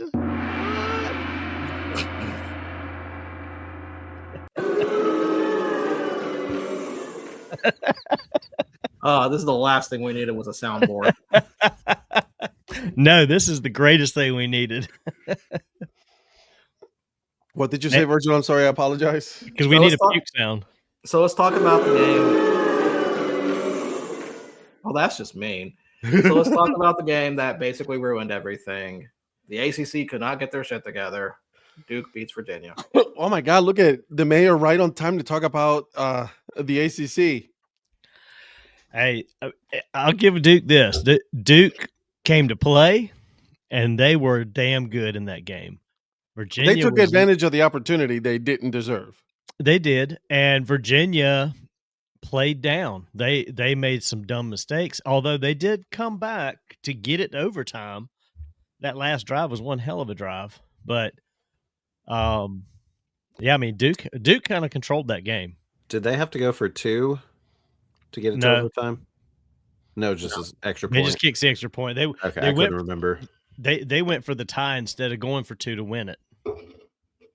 Correct. I think they thought maybe they had a better shot at winning in overtime, and kind of almost thought they did too at first. But Duke was the better team. Well, I mean, Virginia's won so many games on overtime already. Yeah, like this was like their 4th one, maybe. Yeah, I mean Tony Elliott has done a great job there for what Virginia is to get them to where they are. If he can keep building on it and they don't lose momentum, Virginia in a couple of years could be, a pretty good team to deal with in the ACC. It just wasn't quite their year to take it all. Tony Bennett, Patrick? Yes, Tony Bennett. Okay. So I thought it was a good, well played game for the most part. Yeah, the last 2 games of the night, the Big Ten and ACC, I think, were the two best games of the day. I agree. Yeah, absolutely. Absolutely. So that is it for college football portion of the show. We're sparing Eric the FCS. Well, we've already talked about FCS on Monday. We don't really need to talk about that. There's only one pick for college this week, and that'll be Army Navy. Ooh, I cannot wait. I always love watching the Army Navy game. Are we doing that Thursday or right now? We're doing that Thursday. Okay. We're doing that Thursday. Let's make sure Zach's still on here when we all pick that game. Yeah, we'll have to make sure he's here. But there was another team that's looking like they're not going to make the playoffs either. Mm-hmm. You know who that is? Green Bay. Yep, ladies and gentlemen, welcome to Gottlieb Watch. As I chronicle, Doug Gottlieb's second year with the Green Bay Phoenix, and can they win 10 games? We are currently at 2. So Saturday's opponent, Wright State. So we have Wright State University. This was played at the Nutter Center at Wright State. The what? The Nutter Center. Go ahead and get your jokes out now. Because when I saw that, I'm like, that's not going to last long. Current record was 4-5. Last year's record, not good, 15-18. Wright State was a 5.5-point favorite into this game. So the question is, did the Green Bay Phoenix walk into the Nutter Center and win this game? Does Patrick have a blue ball or not? Wright State, wrong arena name. So the second question is, did they bust the spread? Okay. Okay. You tried on that one. What time is it? 8:30. Okay. It's 8:30. It's good. It's the only thing that would make this better is if they have a football team and Houston Nutt as their coach. I think Wright State has football. They do. Anyway, I don't think they do. No. So did they cover the spread? I don't think they beat Wright State. Oh, wait a minute. You said cover the spread? Yeah, I said we've already said they did not beat Wright State. Do you guys do not think what was the spread again? I'm sorry. 5.5. It says it on the PowerPoint right there. I can't read that, dude. That's a you problem. No, they didn't cover it. It's probably like 8 points. You think they lost by 8 points? Yeah. Try a bigger margin. Oh, wow. Yikes! Damn. 28. Yikes. Yep. So our friend Doug Gottlieb did not do good at this game. I'm pretty sure all the chairs are flying around in the Nutter Center. So they did not win. They lost 86-58. This was not even like a late second half surge or a second half surge for Wright State where it was close in the first half. This was pretty much over within the first 10 minutes. Jesus. I don't want to jump too far ahead. If they do not get to 10 wins this year, does it come back for year 3 then? If he is still coach in year 3, yes. That's a valid point as well. Because he's going to troll Gottlieb as long as he's coaching. Because I was going to say, if they get to 10 wins, you say, well, I'm not sure. We'll probably have to kill it. But then I was thinking, well, if they don't get to it, would we bring it back? But you're right. If they don't, then he may not be there anymore. This will only last as long as he's there. Well, sources coming out of Green Bay say that UW Green Bay is going to keep him around because of the amazing exposure they get from Gottlieb Watch. And Mr. Gottlieb will keep his job because he brings exposure to the university. I didn't say good exposure. I just said exposure. Okay. So all exposure is good exposure is what you're saying? All exposure is a felony. So the next game, it's actually on Thursday. So we have another live Gottlieb Watch. It'll be the IU Indy Panthers, which is formerly IUPUI. Why did you get rid of Ooey Pooey? I know. The name's way better. They did that. I don't know why they did that. Such a horrible name. Ooey Pooey was so much better. 1,000% better. All right. So Doug Gottlieb did not win. We'll see what happens next time. I am rooting for a loss. I mean, you always root for losses, don't you? I root for chaos. So let's talk about let's talk about baseball for a minute because we do have some. We have someone that was elected to the Hall of Fame, and it was the one that I don't think a lot of people expected, and that is Jeff Kent. When I saw the announcement, it was basically what Donnie said. Seriously, a lot of unbelievables, a lot of terribles was thrown around. What do you guys think of this? I mean, I'm not saying Jeff Kent's not deserving, but he's not deserving right now ahead of all those people. I'll say he's not deserving. Look, I don't even know if he is deserving at all, to be honest with you, right? But when you've got that list of people right there that didn't get that many votes and he did, I want to know who the hell's voting. I want names. Because this is it's funny you say that because there actually is a 16-person committee that did the voting for this election. Yeah. Do they have the names listed? Let me see. These are all. Wasn't 16. this the players committee? This one, yes. So it's got Tony Perez, Ozzie Smith, Alan Trammell, Robin Yount, Doug Melvin, Terry Ryan, Jason Stark. You know what? Super surprised. So two former GMs. I'll tell you what. I will copy and paste this into our personal chat so you guys can read all the names. Yeah, because I'm already like, wait a minute. Those guys went with Kent over some of these others, unless the first 4 or 5 names are the 5 or 6 votes that those guys got. Well, Kent's numbers are pretty good. I mean, I'm not saying he deserves consideration over the other ones, but he has pretty good numbers. But the fact that you got Juan Marichal there, yeah, I repeat, yeah, I'm not saying that he is deserving over the others. I'm just saying, right. I didn't say necessarily he doesn't deserve to get in. I mean, he was a defensive liability. All I'm saying is, out of all these, he does not deserve to get in before any of these guys. Donnie doesn't want to write a letter. Donnie wants to go to their houses. I'm kind of concerned. Well, I met Jim Cott at Rickwood Field, so I see he's on the list. I'm gonna have to go talk to him personally now that I know him. What the fuck are you thinking? Well, maybe he voted for somebody else. We don't know. We don't know who they voted for. These are just the people. Yeah, I know. Mother trucker, what were you thinking? Now, if you want me to get addresses, I mean, I know a guy. I'm not surprised. I am. I'm absolutely surprised that Jeff Kent gets No. in. I'm not surprised that Virgil. Oh, yeah.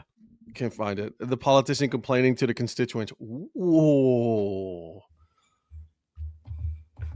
Well, it's the new world that we live in where all politicians, all they do is bitch and moan and get nothing done. So, I mean, it is pretty much goes along with what every politician is doing, Mrs. Influencer. So that's what the mayor is just going with it as well. Well, sometimes the constituents need to have a little straightening out. Well, you tell that voting group because they didn't do shit. Jeff Kent, really? I mean, that you could have said these guys are not going to get in, but one guy will. Can you name him? And I could guess 100 people ahead of him, just name wise. I would name 100 people before I got to Jeff Kent. Well, I mean, we've got time to fill, so go ahead. Here we go. I'm sitting back. Let's go. Wally Joyner, Will Clark. No. Okay, 2 down, 98 to go. Let's go. 98 more to go. Hang on, let me find my list. I got it here somewhere. But I agree, though. I think it wasn't Jeff Kent's time to for him. I mean, if anything else, it should have been more than just him. Like, how is he the only guy is the other part of that question. It's like, you couldn't have named like 2 or 3 of these guys. And you only win with 1? Yeah. I mean, I don't know how many votes each person gets either, but apparently there are reports coming out of the winter meetings that he was booed when they were announced, that it was announced that Jeff Kent made the Hall of Fame. Shut up. That's hilarious. He's gonna be remembered as the one that got in when others should have. You got to memorize your list the way that Patrick memorized his problem. Yeah. We know. Yeah, I'm too old for that, Shannon. I can't remember names of people I know. I mean, he got in before Bonds. Exactly. Like, man, that just hit me. Yeah. But before Bonds, before A-Rod, before Clemens. Yeah, But- he got in before all of those guys. I just don't think of Jeff Kent when I think of Hall of Famer. And Jeff Kent was never really a fan favorite anyway. He was booed. No, that's why he got booed. I was going to say, but he was booed when he played. He did. He was an ass. He's still an ass. You know who drafted him? No. Toronto. The Blue Jays. Oh, wow. So it's your fault. Yeah, well, Pretty much. They traded him to the Mets for David Cone. So, Oof. We don't want you here so bad that we're willing to take shittier people. David Cone wasn't bad in Toronto. That's where he ended up being a Yankee. Meh, whatever. Then the Yankees. I think the Yankees got him after Toronto did. Didn't he win a Cy Young with Kansas City? Who? David Cone? Yeah. I believe so. Yeah. Of course you would know that. He's your team. He's on your team. But that was way before my time. He was a great pitcher of the Yankees. Yeah, no, David. First of all, I don't care about the Yankees. How about that one? He had a no-hitter I with the don't care Yankees. about the Kansas City Royals or the Blue Jays. Did you guys Or talk the earlier? Brewers or the Yankees. Yeah, he just names all our teams. I didn't write that shit down. In fact, he's going to name his own team also just out of self-loathing. Pretty much, yes. Yes. Did you guys talk about Diaz earlier? Because I thought that came up. We did. Oh, did y'all? Okay, I missed Yeah, that. no, we did. We did. Okay. It's just a little surprising that, the Mets, I think the Mets are kind of we're not going to spend that much money again. We regret spending this much money and not get anything out of this. Well, they already signed an insurance policy anyway. They were already planning for not having Edwin Diaz. Yeah. Just Mets doing Mets things. Pretty much. Yeah, I mean, they just paid Devin Williams a whole bunch of money. Not quite as much as Edwin Diaz got, but they give Devin Williams 3 years, 51, and then Diaz got 3 years, 69. Would you have given him that much money if you're the Dodgers? Dodgers have money to spend. The Dodgers don't care. I mean, that's also true. Yeah, three for Devin Williams, 3 year, 51, like you said. Yeah. I think that if there was one weakness that the Dodgers had, it was probably their bullpen. And now they've fortified that. And now they've got Gratterall coming back from surgery. They've got Trinan coming back. They've got Tanner Scott, who they hope will rebound. They've got Edwin Diaz. You've got Roki Sasaki. If he's put back in the pen, he may be a starter again, but depending on what he does. You what? I think he'll be a starter. Yeah, well, if he can translate to success, I mean, he's got to prove it. But he proved he can do it in the bullpen in high leverage situations. But he's being paid to be a starter for sure. Right. But I mean, it's a good pickup for the Dodgers. As much as you hate to say, the rich get richer. I mean, it's they were willing to stump up the cash that he wanted. I was surprised he took a 3-year deal. I thought he was in the market for 5, but I can only guess no team was willing to give him 5. Not with his injuries. No, yeah, I would say 3. I'm surprised he got a 3, honestly. Yeah, especially. Is there an opt-out clause after the second year or something like that, or is it a full 3? I think it's a full 3 from what I heard, but I don't know. Virgil, you may have heard differently. It's a full 3. Wow. Yeah. That's a big, $69 million for a reliever. That's big money. And by the way, can we talk about something that it went under the radar, but it didn't work out, but good on them. The Pirates going in heavy on Kyle Schwarber. And the Orioles. The Orioles made the same offer to him that the Phillies did. Wow. Yeah, I mean, the Pirates was like, we want you. We're looking to, to become a bigger club. And they're like, all right, cool. Here we go. We're spending some money. I'm surprised that the Pirates did that. I wish my team would have done that. But well, there were a few teams in there that I was like, who put in offers, and I was like, am I reading that correctly? Why would you want your team to do that, Eddie? They're just going to sell them to Toronto like 2 years later. True story. That is true. I just won one championship in my lifetime. Can I at least get one? That's all I'm asking for. Is that too much to ask?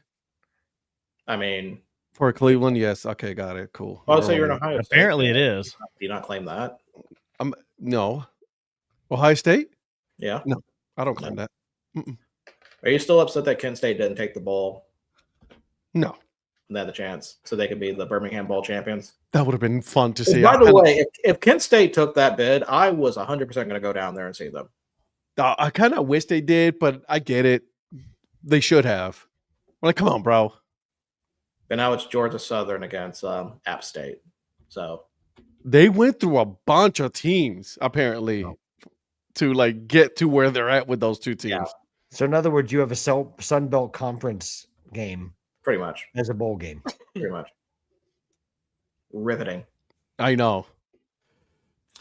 I don't think college football really has a good grasp on bowl games. Well, I think there's just too many. That I agree. Biggest question for you, Ed, about Kent State. Have you got it on your calendar to come to Columbia on Labor Day weekend? No. Labor Day weekend, they open up against the Gamecocks, Kent State football. I saw that. You might actually get me to go to a Gamecock game to see them with you if you come down for that game. Let's put it on the calendar for now. We'll see. That would be. I mean, it would be hurricane season though, so I don't know if he'll make it. I might just get. He'll get to Florence and have to turn around. I was like, what happened? Stupid hurricanes. His Honda will be unfit. My Honda can make it, bro. Don't be hating on my Honda. It's like a Minion, man. He'll make it through. It's the little Minion mobile, bro. Chill. Well, guys, let's pivot now to NFL. Because, man, there was a lot of interesting games to talk about. A lot of surprises, for sure, to say the least. So I was going to run down these games and just stop me when you guys want to talk about them. On Thursday, we had the Lions beating the Cowboys 44-30. Not surprised. Not surprised on that one. Even though I did pick the Cowboys, I shouldn't have. I was a little surprised you did. Like, it made me think. I had to double check and make sure I didn't put the wrong team. Yeah, but I'm like, all right, let's see. They had a good, convincing win the week before, and I'm like, all right, let's see. Nope. Well, Eric almost picked him until he realized the game was in Detroit. So you weren't too far off. The little oopsie doodles by me on that. May have told them the wrong venue at the time. Yeah, no wonder you always win. Wow, little oopsie doodle, or is it? Let's see. What do you mean? What do you mean? That's always win. You tell us one thing, but it's the opposite. So, would you suggest that I'm cheating here? Yeah, that's exactly what I'm saying. My mama did not raise a cheater. Is she right there behind the camera? Is that why you're saying that? No, she's not. Okay. So on the Sunday games, we have the Seahawks beating the Falcons 37-9. Bills scraping by the Bengals 39-34. I thought the Bengals had this one for a minute. I picked the Bengals, and I'm like, all right, I'm going to look like a fucking genius on this one. They're playing better now that Burrow's back. The last couple weeks, they've looked better. Too bad they're going to be out of the playoffs. Right. Yeah, they're inspired, but I think it's a little too late for them. And I mean, that game looked like they were playing Canadian Premier League soccer or something. That was a lot of snow on the ground in that game. Who would have thought that Burrow was a improvement from Browning? I mean, I didn't. Crazy. Shocking what just happens here. Okay, next game. Ed, Titans beat the Browns 31-29. I blame the coach. I 100% blame the coach in that game. Blame the coach on this one because Sanders played out of his mind. He actually played really good. Oh no, I will give Sanders props. That was a really good performance. And you take him out on a scoring opportunity, like, are you out of your mind? Well, Like I've been defending Stefanski all year. I've been the one defending him. I'm like, no, let's see what's going on. No, dude, you couldn't just defend that. That was bad. but also, how did your defense give up 161 yards to Tony Pollard? I wouldn't have expected that either. Tony Pollard is not a bad running back. No, he's not. But they've stopped so much better running backs. Correct. Yes. I agree. Yeah. I can't defend it. So I don't know, man. I was upset, but I'm not upset at the same time because I'm so like already over this season with the Browns. So it is what it is. Do you think if they started Shedeur a little earlier, they probably would have won a few more games? Yeah. I mean, seeing how he physically plays versus Gabriel physically, I think Gabriel will be a good backup quarterback in the NFL. That's what he'll be, a good clipboard guy. Which game? Let's see. Which games did Gabriel play? When he came in, he played the one in Europe. Was that the Vikings? That was his first game. Yep. That was the first game, yeah. Okay. Yep. So Steelers, Dolphins, Patriots, Jets. No, came in. Shedor's played Jets, Ravens, and Raiders. Oh no, he came in later. No. So yeah. So Raiders was his first game. He should have the Jets game. We could have won. He could have won the Jets game. I agree. I don't know. Even the Vikings, I think they would have. Well, Vikings that might have been a win too. That Ravens game, I think they would have won that. I agree too. Yeah. Yep.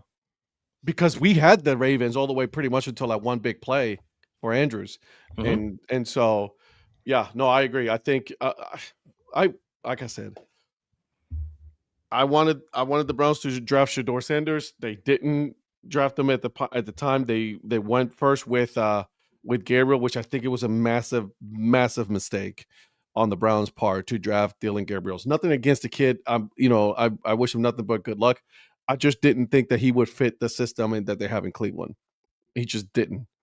He's not a tall kid either, right? So it's just another Johnny Manziel situation. And so Johnny Manziel had better skill set than Dylan Gabriel. Just Johnny Manziel didn't have it all together up in his head. Still doesn't. He's a fucking moron. Total fucking cocksucker. I'll say it. Go ahead. It's the truth. Put him on the hate list. Could have been a contender. I guess we have to. Okay, that was the name I did not have on the hate list, Eric. So I guess we're adding him. All right, new list. Put him on the list. I'm gonna. I will substitute DTR off the list for him.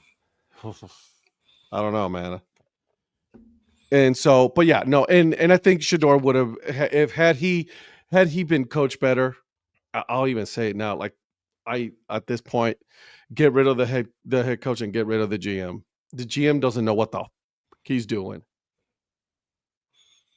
I like how you randomly censor yourself on some words, but not others. I know. So next game, he doesn't know what the fuck he's doing. How's that? Is that better for you? Just a little consistency. That's all I asked for. So next game, Vikings beat the Commanders 31-0. Jaden Daniels out again. It looks like. And also I just sit him down for the rest of the year. I feel so bad for Zach Ertz. Put him in saran wrap. Oh my god! Did you guys see that video? That was terrible. That was nasty. So Darla had him. I think he's on his fantasy team, on her fantasy team. I was like, "Wait, Zach Ertz played?" I'm like, "Nope." No, Rhonda has. Rhonda has him. I was like, "What happened to Ertz?" I'm like, "Oh, you haven't seen it, have you?" I was like, "Hold, please." I saw that and I showed it to Rhonda. She was like, "Oh man." She was like this. She was like, "Huh?" I was like, "Yeah, it's that bad." So should the Commanders have even played Daniels as where they're at? They're not playing for anything. Like, why even bring him back at this point? So many injuries. That's the one team that has got hit with so many injuries this year. I mean, there was no way bringing him back was going to advance them to begin with. Unless it's just a matter of getting game time minutes and reps for him. But I'm kind of with you. I don't know why. Like Arizona shut down Murray. So I mean, well, why shut down Murray if you're not going to keep him? well, I mean that's true too, but they haven't gotten to that part yet. By all intents and purposes, he's done in Arizona. Well, they shut him down so that he would be healthy, so they didn't have to keep him. Because you can't get rid of him if he's injured. Yeah. Okay, Dolphins beat the Jets 34-10. Tyrod Taylor goes out in the second drive, so Brady Cook comes in, which is something I thought I would never be saying at an NFL game. He got cooked. Yeah, did not have a great game. Probably I'm not gonna say definitely one of the bigger surprises this week. The Saints beat the Buccaneers 24-20. Oh. I mean, sorry for your Fighting Mayfields. Yeah. You had Mike Evans back too. The Saints are not. This is a semantics thing. The Saints are not a horrible bad team. I don't think Evans is back yet, but Godwin is. Godwin's back. I thought it was Mike Evans was back. They were talking about it on the radio. I think he's been back for like 3 weeks. He's cleared to where he could, but I think he's also he's another Deshaun Watson. He's cleared and back, but not playing. Wasn't there like a window for him to return? Yeah, he's in his window. He's in his window to return, but it seems like every week they say that he's coming back, and then it's like he's not coming back. And they also had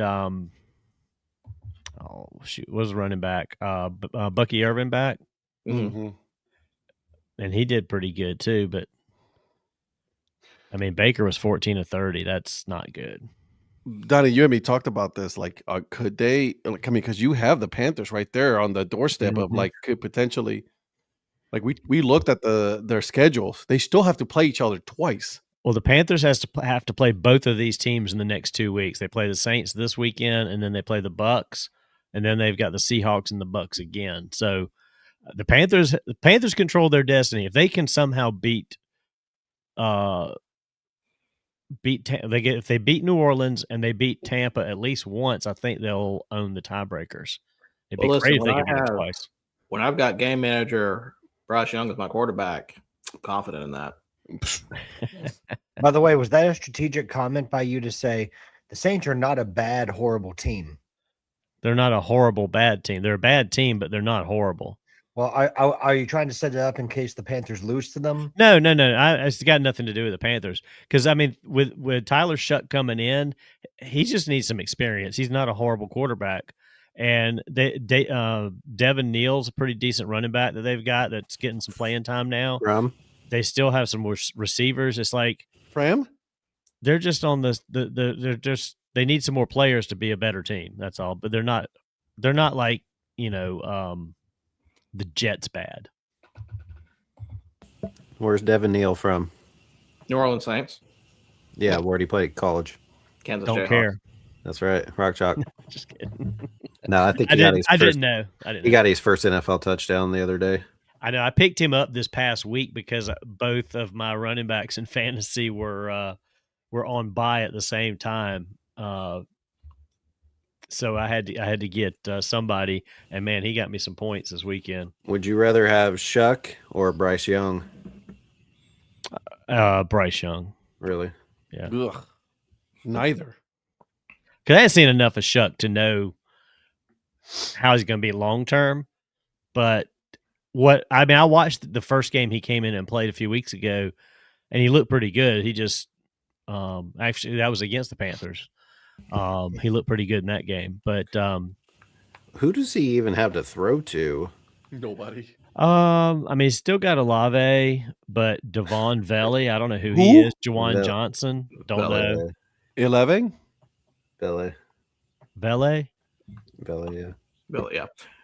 But the question you're asking about is between Shuck and Young, but you should be asking him, Donnie, would you rather have Bryce Young or Phillip Rivers? There it is. Because right now, after Indianapolis's game against the Jaguars losing 36-19, that looks like that may have to be an option.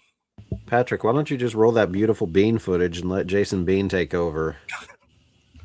Okay, Eric. Hey, he was good at No. I like the way you did it. That was good. He was really good under Kotelnicki at KU, and he made, I don't know if he made the 53-man last year or whatever year it was, his first year, but thought he was out there briefly, maybe just for preseason, but why not give him a chance? He's super fast. So get him on the edges and just let him run. He might have to start actually because they put Phillips in the practice squad. So who is it at this point if Leonard's hurt? Don't know. Patrick at this point is quarterback. No. It is. No. I heard it say. Insert player here. You. Man. Why don't you take over? Brett Ripon. Brett Rippon. Mark Rippon's son. Yep. Oh, great. Just Mark Bean. I mean, Mark Rippon sounds like a former Browns quarterback. He might. Yeah. Well, we've got his son. So he's a Super Bowl winning quarterback, I think. Who, Rippon? Yeah. The Redskins. Bench player right there. Oh, yeah. I was supposed to, once we started talking about this, I'll just let you read her comment. She's not wrong. Biggest whiny baby. Well, he does have like how many kids?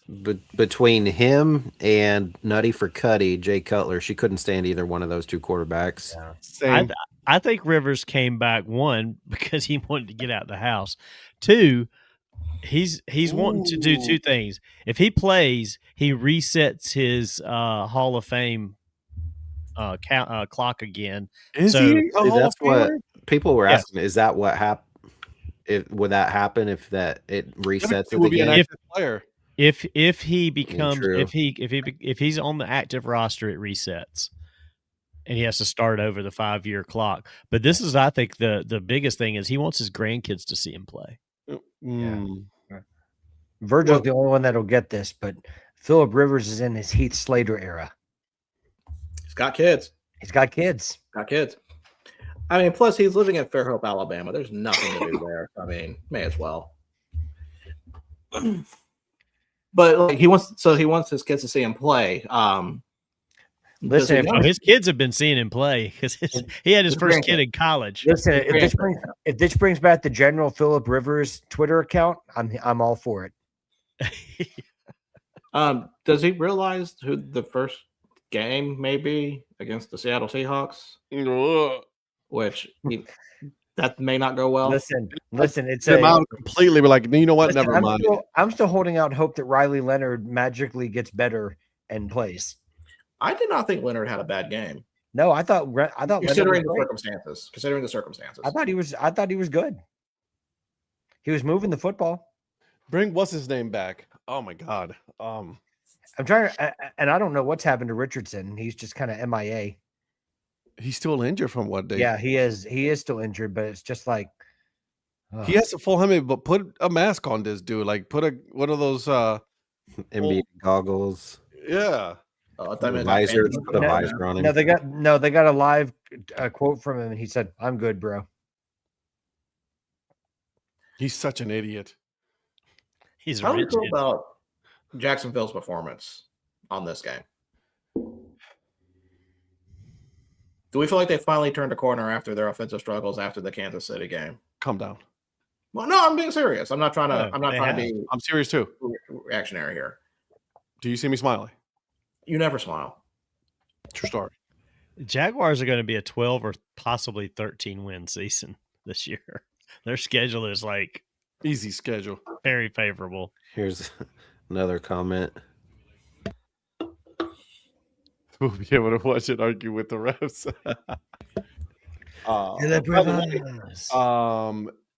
Well, at least most of his, a majority of his kids and possibly a few of the grandkids will eventually be old enough to watch him get inducted in the Hall of Fame. The Carolina Hurricanes against the Columbus Blue Jackets. The Blue Jackets are on a power play. Minute 20. Empty net for Columbus. Carolina scores another goal, so they're up 4-1. So they finally did something, Donnie. Okay. It's because Donnie wore the sweatshirt. I appreciate you, Donnie. Hey, I got to do my part. Next game that I call the Ed Special. Steelers beat the Ravens 27-22. I will go ahead and say this. I thought the Ravens got jobbed out of this game. Fuck the Ravens. I know. That's coming from you. But like the Isaiah, I thought that was a touchdown from Isaiah Likely. But it was a touchdown. Then they went back and called it back. And it was a touchdown. It was a touchdown. They got hosed on that one. So I thought you were about to say Isaiah Kiner Falefa, and I was like, what? Pretty much same. Same, yeah. Yeah. So that's all I'll talk about with Sean Jackson. Jesus. Head coach. Lamar Jackson. Lamar Jackson is not, I don't know what's going on with him. Hasn't been the same player for a while now. Yeah. Eric, permission to use your line, please. Go for it. He's been terrible. He has been. Oh, I thought you were going to say I love me too. I do love me. I mean, that doesn't apply to Lamar Jackson, but I didn't say that. That's true, to be fair. He has been terrible. Next game, the Broncos, once again, not beating the fraud allegations, beat the Raiders 24-17. Congratulations. The Raiders are an absolute dumpster fire of a team, and you only beat them 24-17. I don't believe in the Broncos. I still don't. Let's find out how good they are this weekend. Yeah. I agree. I'll go with I'm there with you. I'm feeling like the magic that Kansas City had last year winning close games has moved on to the Broncos this year. Well, they've got the Packers, Jags, and Chiefs coming up, and then finish with the Chargers. So we'll find out in the next 4 weeks if they're for real or not. I can see that being 2-2, or even 3-1, or 1-3. Donnie, are you going to Jacksonville for any of those games? No. Why not? The Jets in the shop. I'm not Florida fighting Donnie's forever. Next game we have Packers beating the Bears 28-21. So the divine intervention from the Bears could not help them this time. The Pope could not save them. Eric, Ben Johnson couldn't even help them. Nope. Eric, what are your thoughts about this game? It's 9:07 p.m. Central Time, and the Bears still suck. No, I mean, honestly, they played pretty well for the most part. What they kept doing is they kept rolling Caleb Williams out to the right, out of the pocket, and he was making some pretty good throws. That touchdown to Alameda Zacchaeus, or whatever his name is, where he dove, and it should have been picked off by Nixon as he was diving right towards the sideline, or side of the end zone. He made a really good catch for a touchdown. And for the most part, I thought at least in the second half, I guess I should say, the Bears played a lot better in the second half. True. But Christian Watson had a really big game, had 2 touchdowns. Bo Melton, who has been relegated to like backup corner, Jesus, because he used to be a wide receiver. They had him out there, and he caught a deep ball for a touchdown. So Love had a very bad interception early, but it didn't hurt them. And then he had, I think, 3 touchdowns. And then Jacobs, when they needed to have it, it was 3rd and 1, and they pitched it behind the line, rushing out to the right, and he kind of sidestepped somebody and broke a tackle and got a 21-yard gain down to like the 8 or something. Then he ends up scoring to take back the lead. And then I was honestly surprised that last play on 4th and 1, where Williams rolled out to the left, and I didn't realize until later that was the exact same play they ran for a touchdown last Friday against the Eagles. They tried running the same thing, and Keyshawn Nixon said it wasn't covered correctly, but he just saw a guy leaking out back kind of behind everybody, and he just went with him even though it wasn't his guy. And luckily he was there, because before the camera panned over there, I thought for sure somebody was wide open in the end zone. And then all of a sudden I just see Nixon jumping up right in front of the receiver and picked it off. So overall, I thought it was a pretty good game, 28-21. I thought, like I said, the Bears looked better in the second half than they did the first. They ran the ball. I just didn't feel like they were quite as effective as when they ran the ball against Philly the week before. But, I mean, they did get, I don't know their total rushing yards, but for the most part, I thought even though they had quite a bit of rushing yards, I think over 100, I think Green Bay did a pretty good job, especially in the first half, of shutting that run down. 117. Yeah, see, I mean, that's fine, but would they have 300 something against Philly? Right. They had a big number against Philly, yes. What I hate, though, is that now we go to Denver, as we've already talked about, and then we go to Chicago. I hate that they play Chicago, Denver, Chicago. Like, spread those games out, especially divisional games. I've heard that there in Green Bay, there are milk cartons that have Romeo Dobbs on it with word missing. Can you explain that to me? Yeah, they haven't utilized him, but it's because, one, Watson's been back for a couple weeks, and he's a speedster. And two, Reed was back for the first time. He didn't have a touchdown, but they did some end arounds and different stuff with him, with Jaden Reed. Yeah, I don't know. I don't think he's been hurt. They had 10 receivers with at least one target, and none of them had more than 4. Yeah, so I didn't feel like we ran the ball super effectively, but for the most, I don't know. Yeah, he hasn't done much lately, and I just don't know if that has anything to do with getting Watson and now Reed back. But yeah, you're right. But he still, if they don't cover him, thinking he hasn't been doing much lately, he'll maybe have some. Yeah. Maybe he'll have a breakout game here or there. But I know for your fantasy wise, that's not helpful for you right now. That's okay. Well, he helped me beat Patrick. That's all I needed. I mean, yeah, this week, Virgil might have only lost by 40 to Terry instead of 60 something. So yeah, pretty much. Hey, I lost to 40 to Virgil. All right, next game we have Rams beating the Cardinals 45-17. Really not a lot to talk about on that one.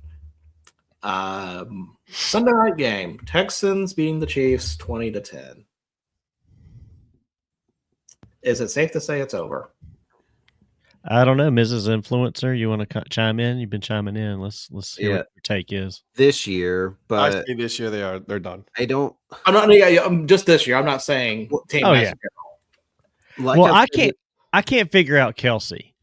I mean, outside of the fact that I got him on fantasy and did nothing, he has been non-existent this year, and I don't know if it's him, if it's Mahomes.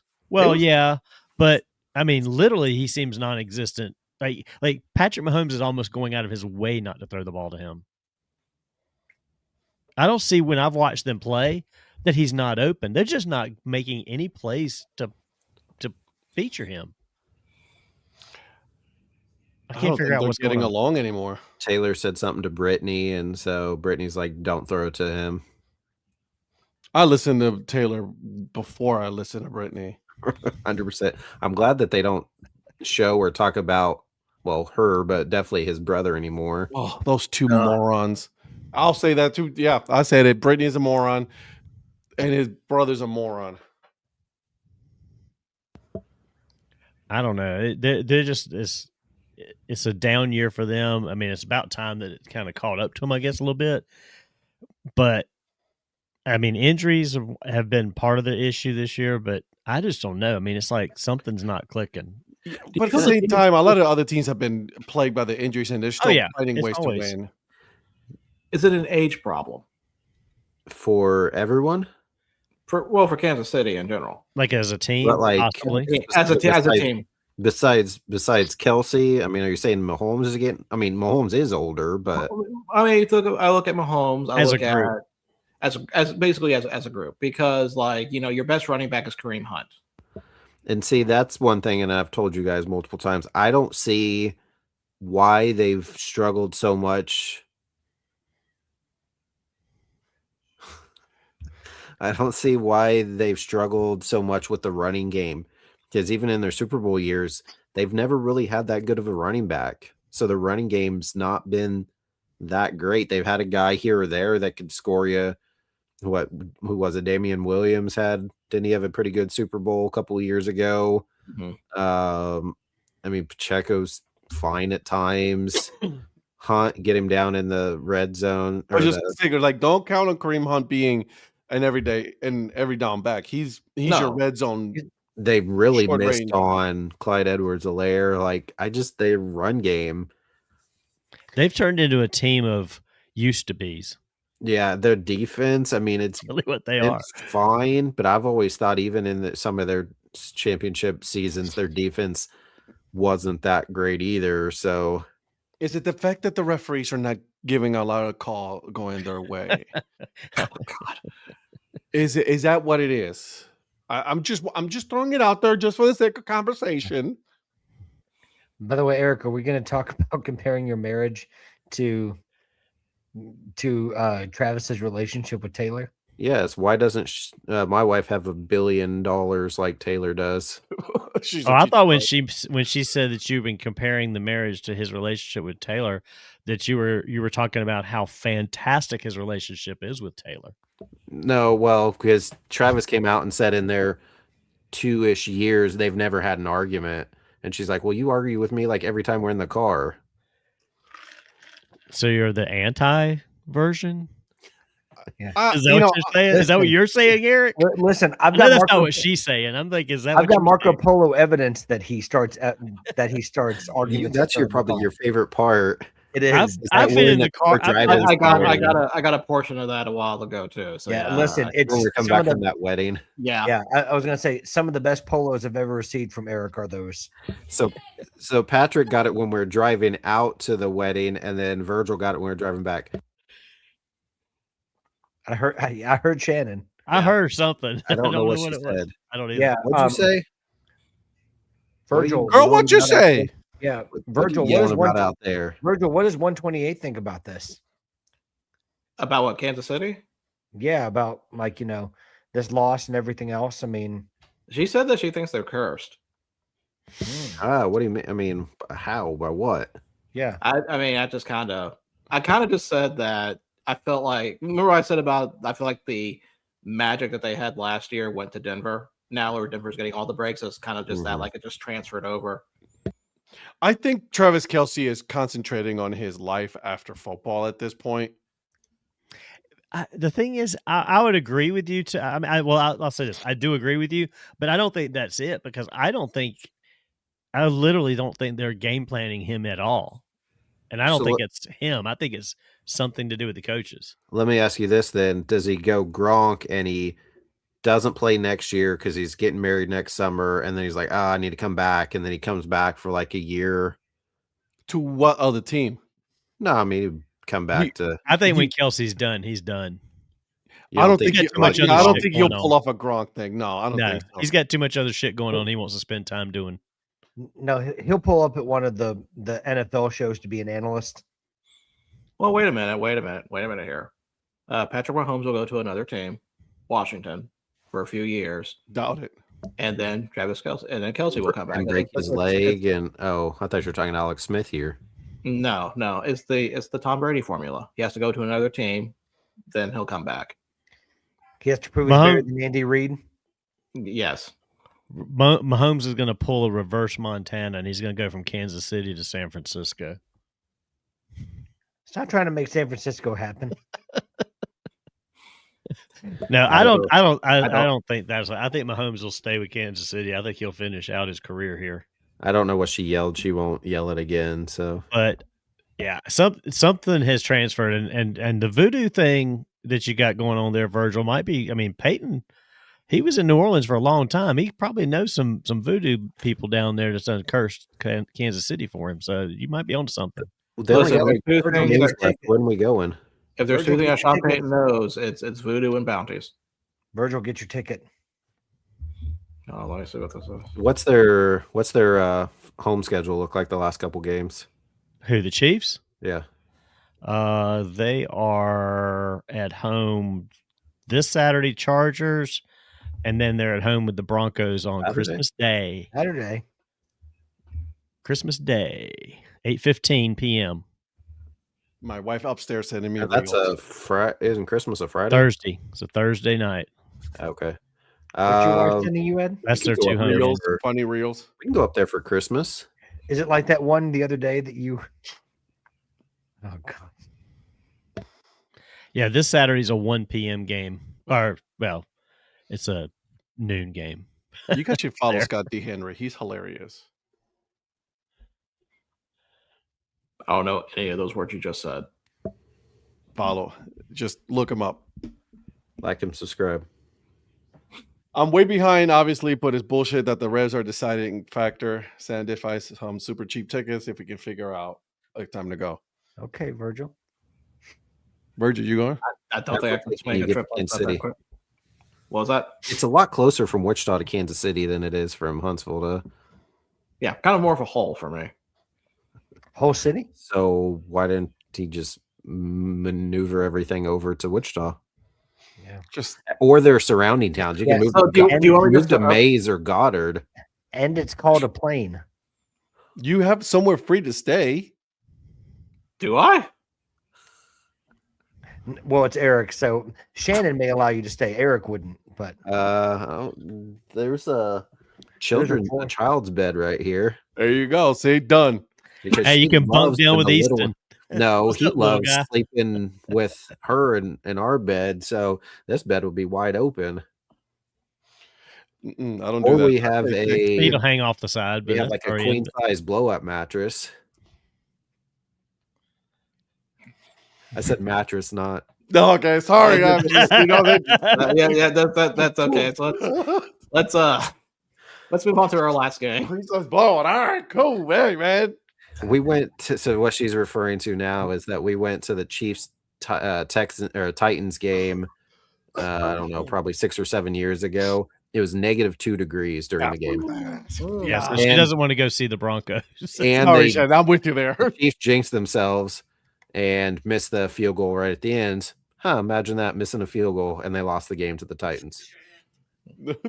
But I did get tickets or a pass for us to all go down on the field after the game and take pictures as we have our ginormous coats on and look like the Marshmallow Man or whatever. But we did get to go down on the field. So, and at the time, this was before you, Virgil, Samantha got hit on by some guy in a wheelchair, I believe, if I'm not mistaken. Oh, But Hot then Wheels. I went into the bathroom and the Casey Wolf came in there and was staring at mine and other people's as we were using the urinal. Okay. Yeah, it's kind of weird. I'm glad you specified that was before that me. guy because was a I would have criminal. never guessed that. Yeah, it was before you. Yeah, I I mean, did you not were know around in the universe, Any but just capacity. not Yeah. connected to Wichita at the time. No. All right. So our last game on Monday, Chargers beat the Eagles 22-19. I don't even know what to say anything about this game because, man, Eagles are falling apart, and I kind of Eagles like it. exactly. It was a sloppy game. 4 interceptions. Yeah. I don't. Who has Hurts in our league? Zach. Is that because in my work league somebody had him? So the guy, this couple of dudes that were tied going into Monday night, and all he had, the one was done, the other had Hurts. Hurts got -1 point, so he ended up losing when they were tied going into Monday. All I think Hurts had to Ron- do was like throw one less interception or throw a touch or whatever. He ended up getting -1 point, so he ended up losing by 1. I think Rhonda had him earlier in the year, and he was doing so bad she dropped him. And My scenario with your son on for this week's fantasy game was like you and me 2 weeks ago, but just with Brock Purdy instead of Jalen Hurts. Who? Like I was winning, but then Zach only had Jalen Hurts left, and Jalen Hurts like dropped a goose egg, kind of like Brock Purdy did on the Monday night game 2 weeks ago. Yeah. I was like, yeah. so you weren't on last night, Eric. The guy that I'm playing in my other fantasy league where we played 2 quarterbacks, he had or has Mahomes and Hurts. He got negative 3.62 out of Mahomes and negative 6.76 out of Hurts last night. To be fair, to be clear, was that the wheelchair guy or that asked that? I think so, yeah. Okay. Yeah. Okay. Just wanted to make sure. So Eagles still have the lead right now in the division. Are they gonna hold on to it? Not playing like they are offensively. Ed, you're muted. Yeah, because it's still the Cowboys. Yeah, I mean, Washington and Giants are done for sure. Yeah, saying it's still the Cowboys. Their schedule is a little more favorable because they play. After that, they play Raiders and then Commanders at the Bills and then Commanders again. See, the Cowboys have an easy 3 games left. Well, 2 or 3 easy. They got Vikings, Chargers, Commanders. And Giants. And Giants. I'm sorry. Yeah, Giant and then Giants. Sorry. So I'm not entirely too sure what. Oh God, something must have happened.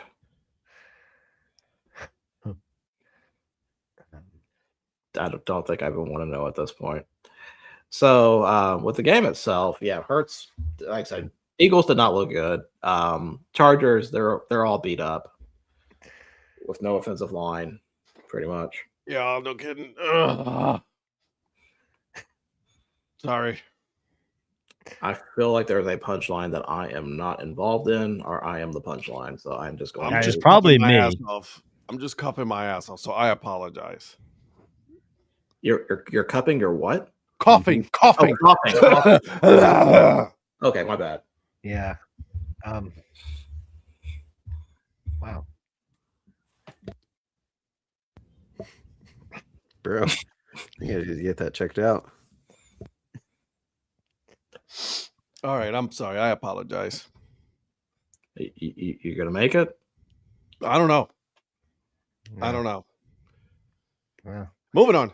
Hey, Jolly, come check on your boy. All right, calm down. Well, I haven't heard from Jolly in a while. I mean, he may be. He's laying low right now. Yeah, maybe suffering the same thing. Well, he got on here earlier and he was worshiping the ground that Ed walks on, or coughs on, actually, in this case. Don't matter. You still a hater. Who, me? It's his middle name. Yeah. Well, Patrick had the first burner, so technically Patrick's not a hater. He's got a burner. No, he's hating on me. He's hating on me. I don't know what you're talking about. The rest of us don't have burners, so I mean, I don't know why you two are fighting about this. So let's talk about. Oh no, let's not talk about. Let's make our pick for Thursday's game. So we have the Falcons against the Buccaneers. Bucks are a 4.5-point favorite. Over under 44.5. Tampa Bay 69.6% in the predictor. So okay, what was that again? Tampa Bay is a 4.5-point favorite. Over under 44.5. Tampa Bay 69.6%. Okay, thank you. Tampa Bay. Yeah, give me Tampa. Atlanta's just a fire right now. Hapless. You don't even know what they are. Bad is what I would probably think they are. They're what I would call a horrible team. Does Bijan need to get traded somewhere to a better team to actually have a chance? Because are they just wasting his quarterback? Right. Well, they tried when they brought over Cousins and then Ritter and yeah, they've missed on all that. Even Penix has not panned out. So we're gonna go back to the draft for another quarterback. They're gonna be in position. I don't know who they are to get this year though. Nah, I don't think they're gonna go for a quarterback. I feel like they've got other problems besides quarterback. I was just gonna say, they got much bigger problems than the QB. Yeah. they'll try to survive with Penix when they get him healthy. So maybe another year or so. Patrick, who do you have? Give me the Bucks.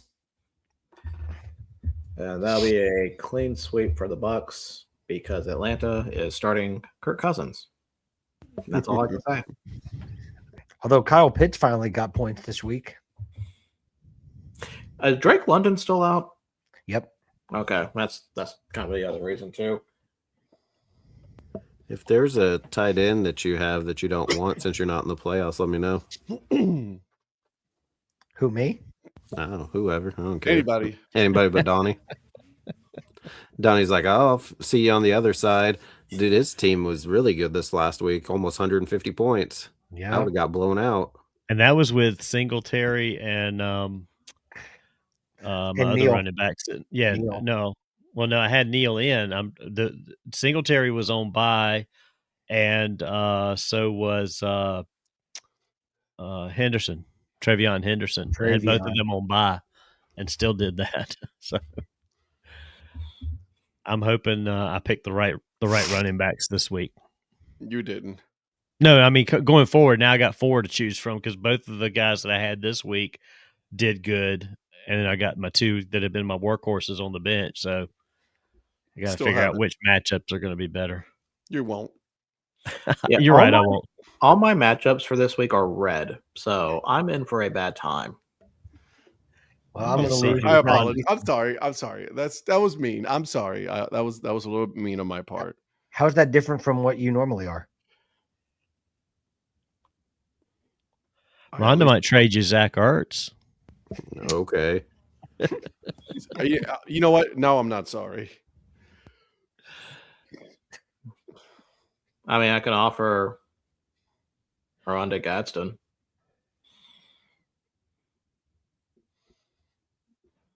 Eric is like, well. I don't think you can trade anymore at this late or going into the playoffs. I think you'd have to drop him. You have to release him full up. Do you want Kate Otten? No. All I have is Theo Johnson. If Kraft was still healthy. Isn't Theo Johnson getting you points though? Ish. Yeah. You picked up Theo Johnson after I dropped him. He's had some weeks. Yeah. Yeah. I do appreciate Christian Watson though. Well, I was out of room. Yeah. So congrats. You have to find room for him. I might have to start Kamani Vidal this week, but Virgil may tell me not to. Swear to God, Patrick, I didn't say anything. Well, that is all that I have for this. So, Ed, do you have anything else to pass along? Nope. No. Well, Eric, what do you have going on Earn Fun Average? Tomorrow, Johnny and I, Earn Fun Average, have on Scott Montesano, who is the radio voice of the Alton River Dragons of the Prospect League. Ooh, nice. Check out a little Prospect League, Alton River Dragons. Love that. Nice. What other Prospect League teams have you done? That we've released 4 so far. This will be 5, and then another one in waiting. Very nice. So we're not the Prospect League podcast, but we found some pretty good teams that there's one that's going to be coming out right before either New Year's, the week leading up to New Year's, or the week after. I'm not sure which yet. The guy, his previous job blew us away. What he did before being with this baseball team. I had no idea. Never, we don't do a ton of research. So I had no idea. Johnny didn't know, and I was absolutely blown away. So can't wait for that one to come out. That'll be a few weeks. I'll let you guys know. Yeah. And yet he calls this an average podcast. Yeah. You need to give me a heads up when the Mendoza's episode comes out so I can start making betting lines. So that's actually, we talked about that with the guest that will be on next week that we'll talk about. That was brought up. So, yeah, that'll probably be January or February. Okay. Is there a most below average guest in history, Mendoza? Yeah. Awesome.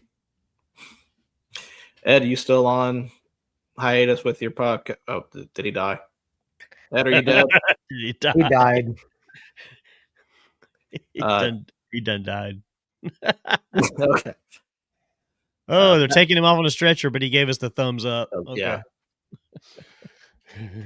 Average podcast. I hope you had I a. hope I hope, above average got podcast. I hope you had a bucket under there. I mean, God, Yeah. unreal.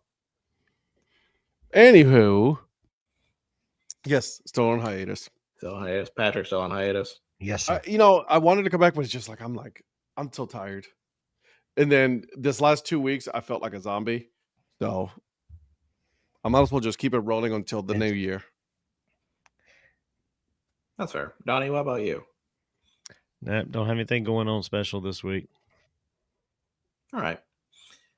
Well, Ed, do you want to send us off? Hey, I will do that.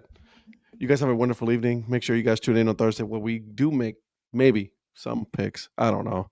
Who the hell knows at this point? We make it all.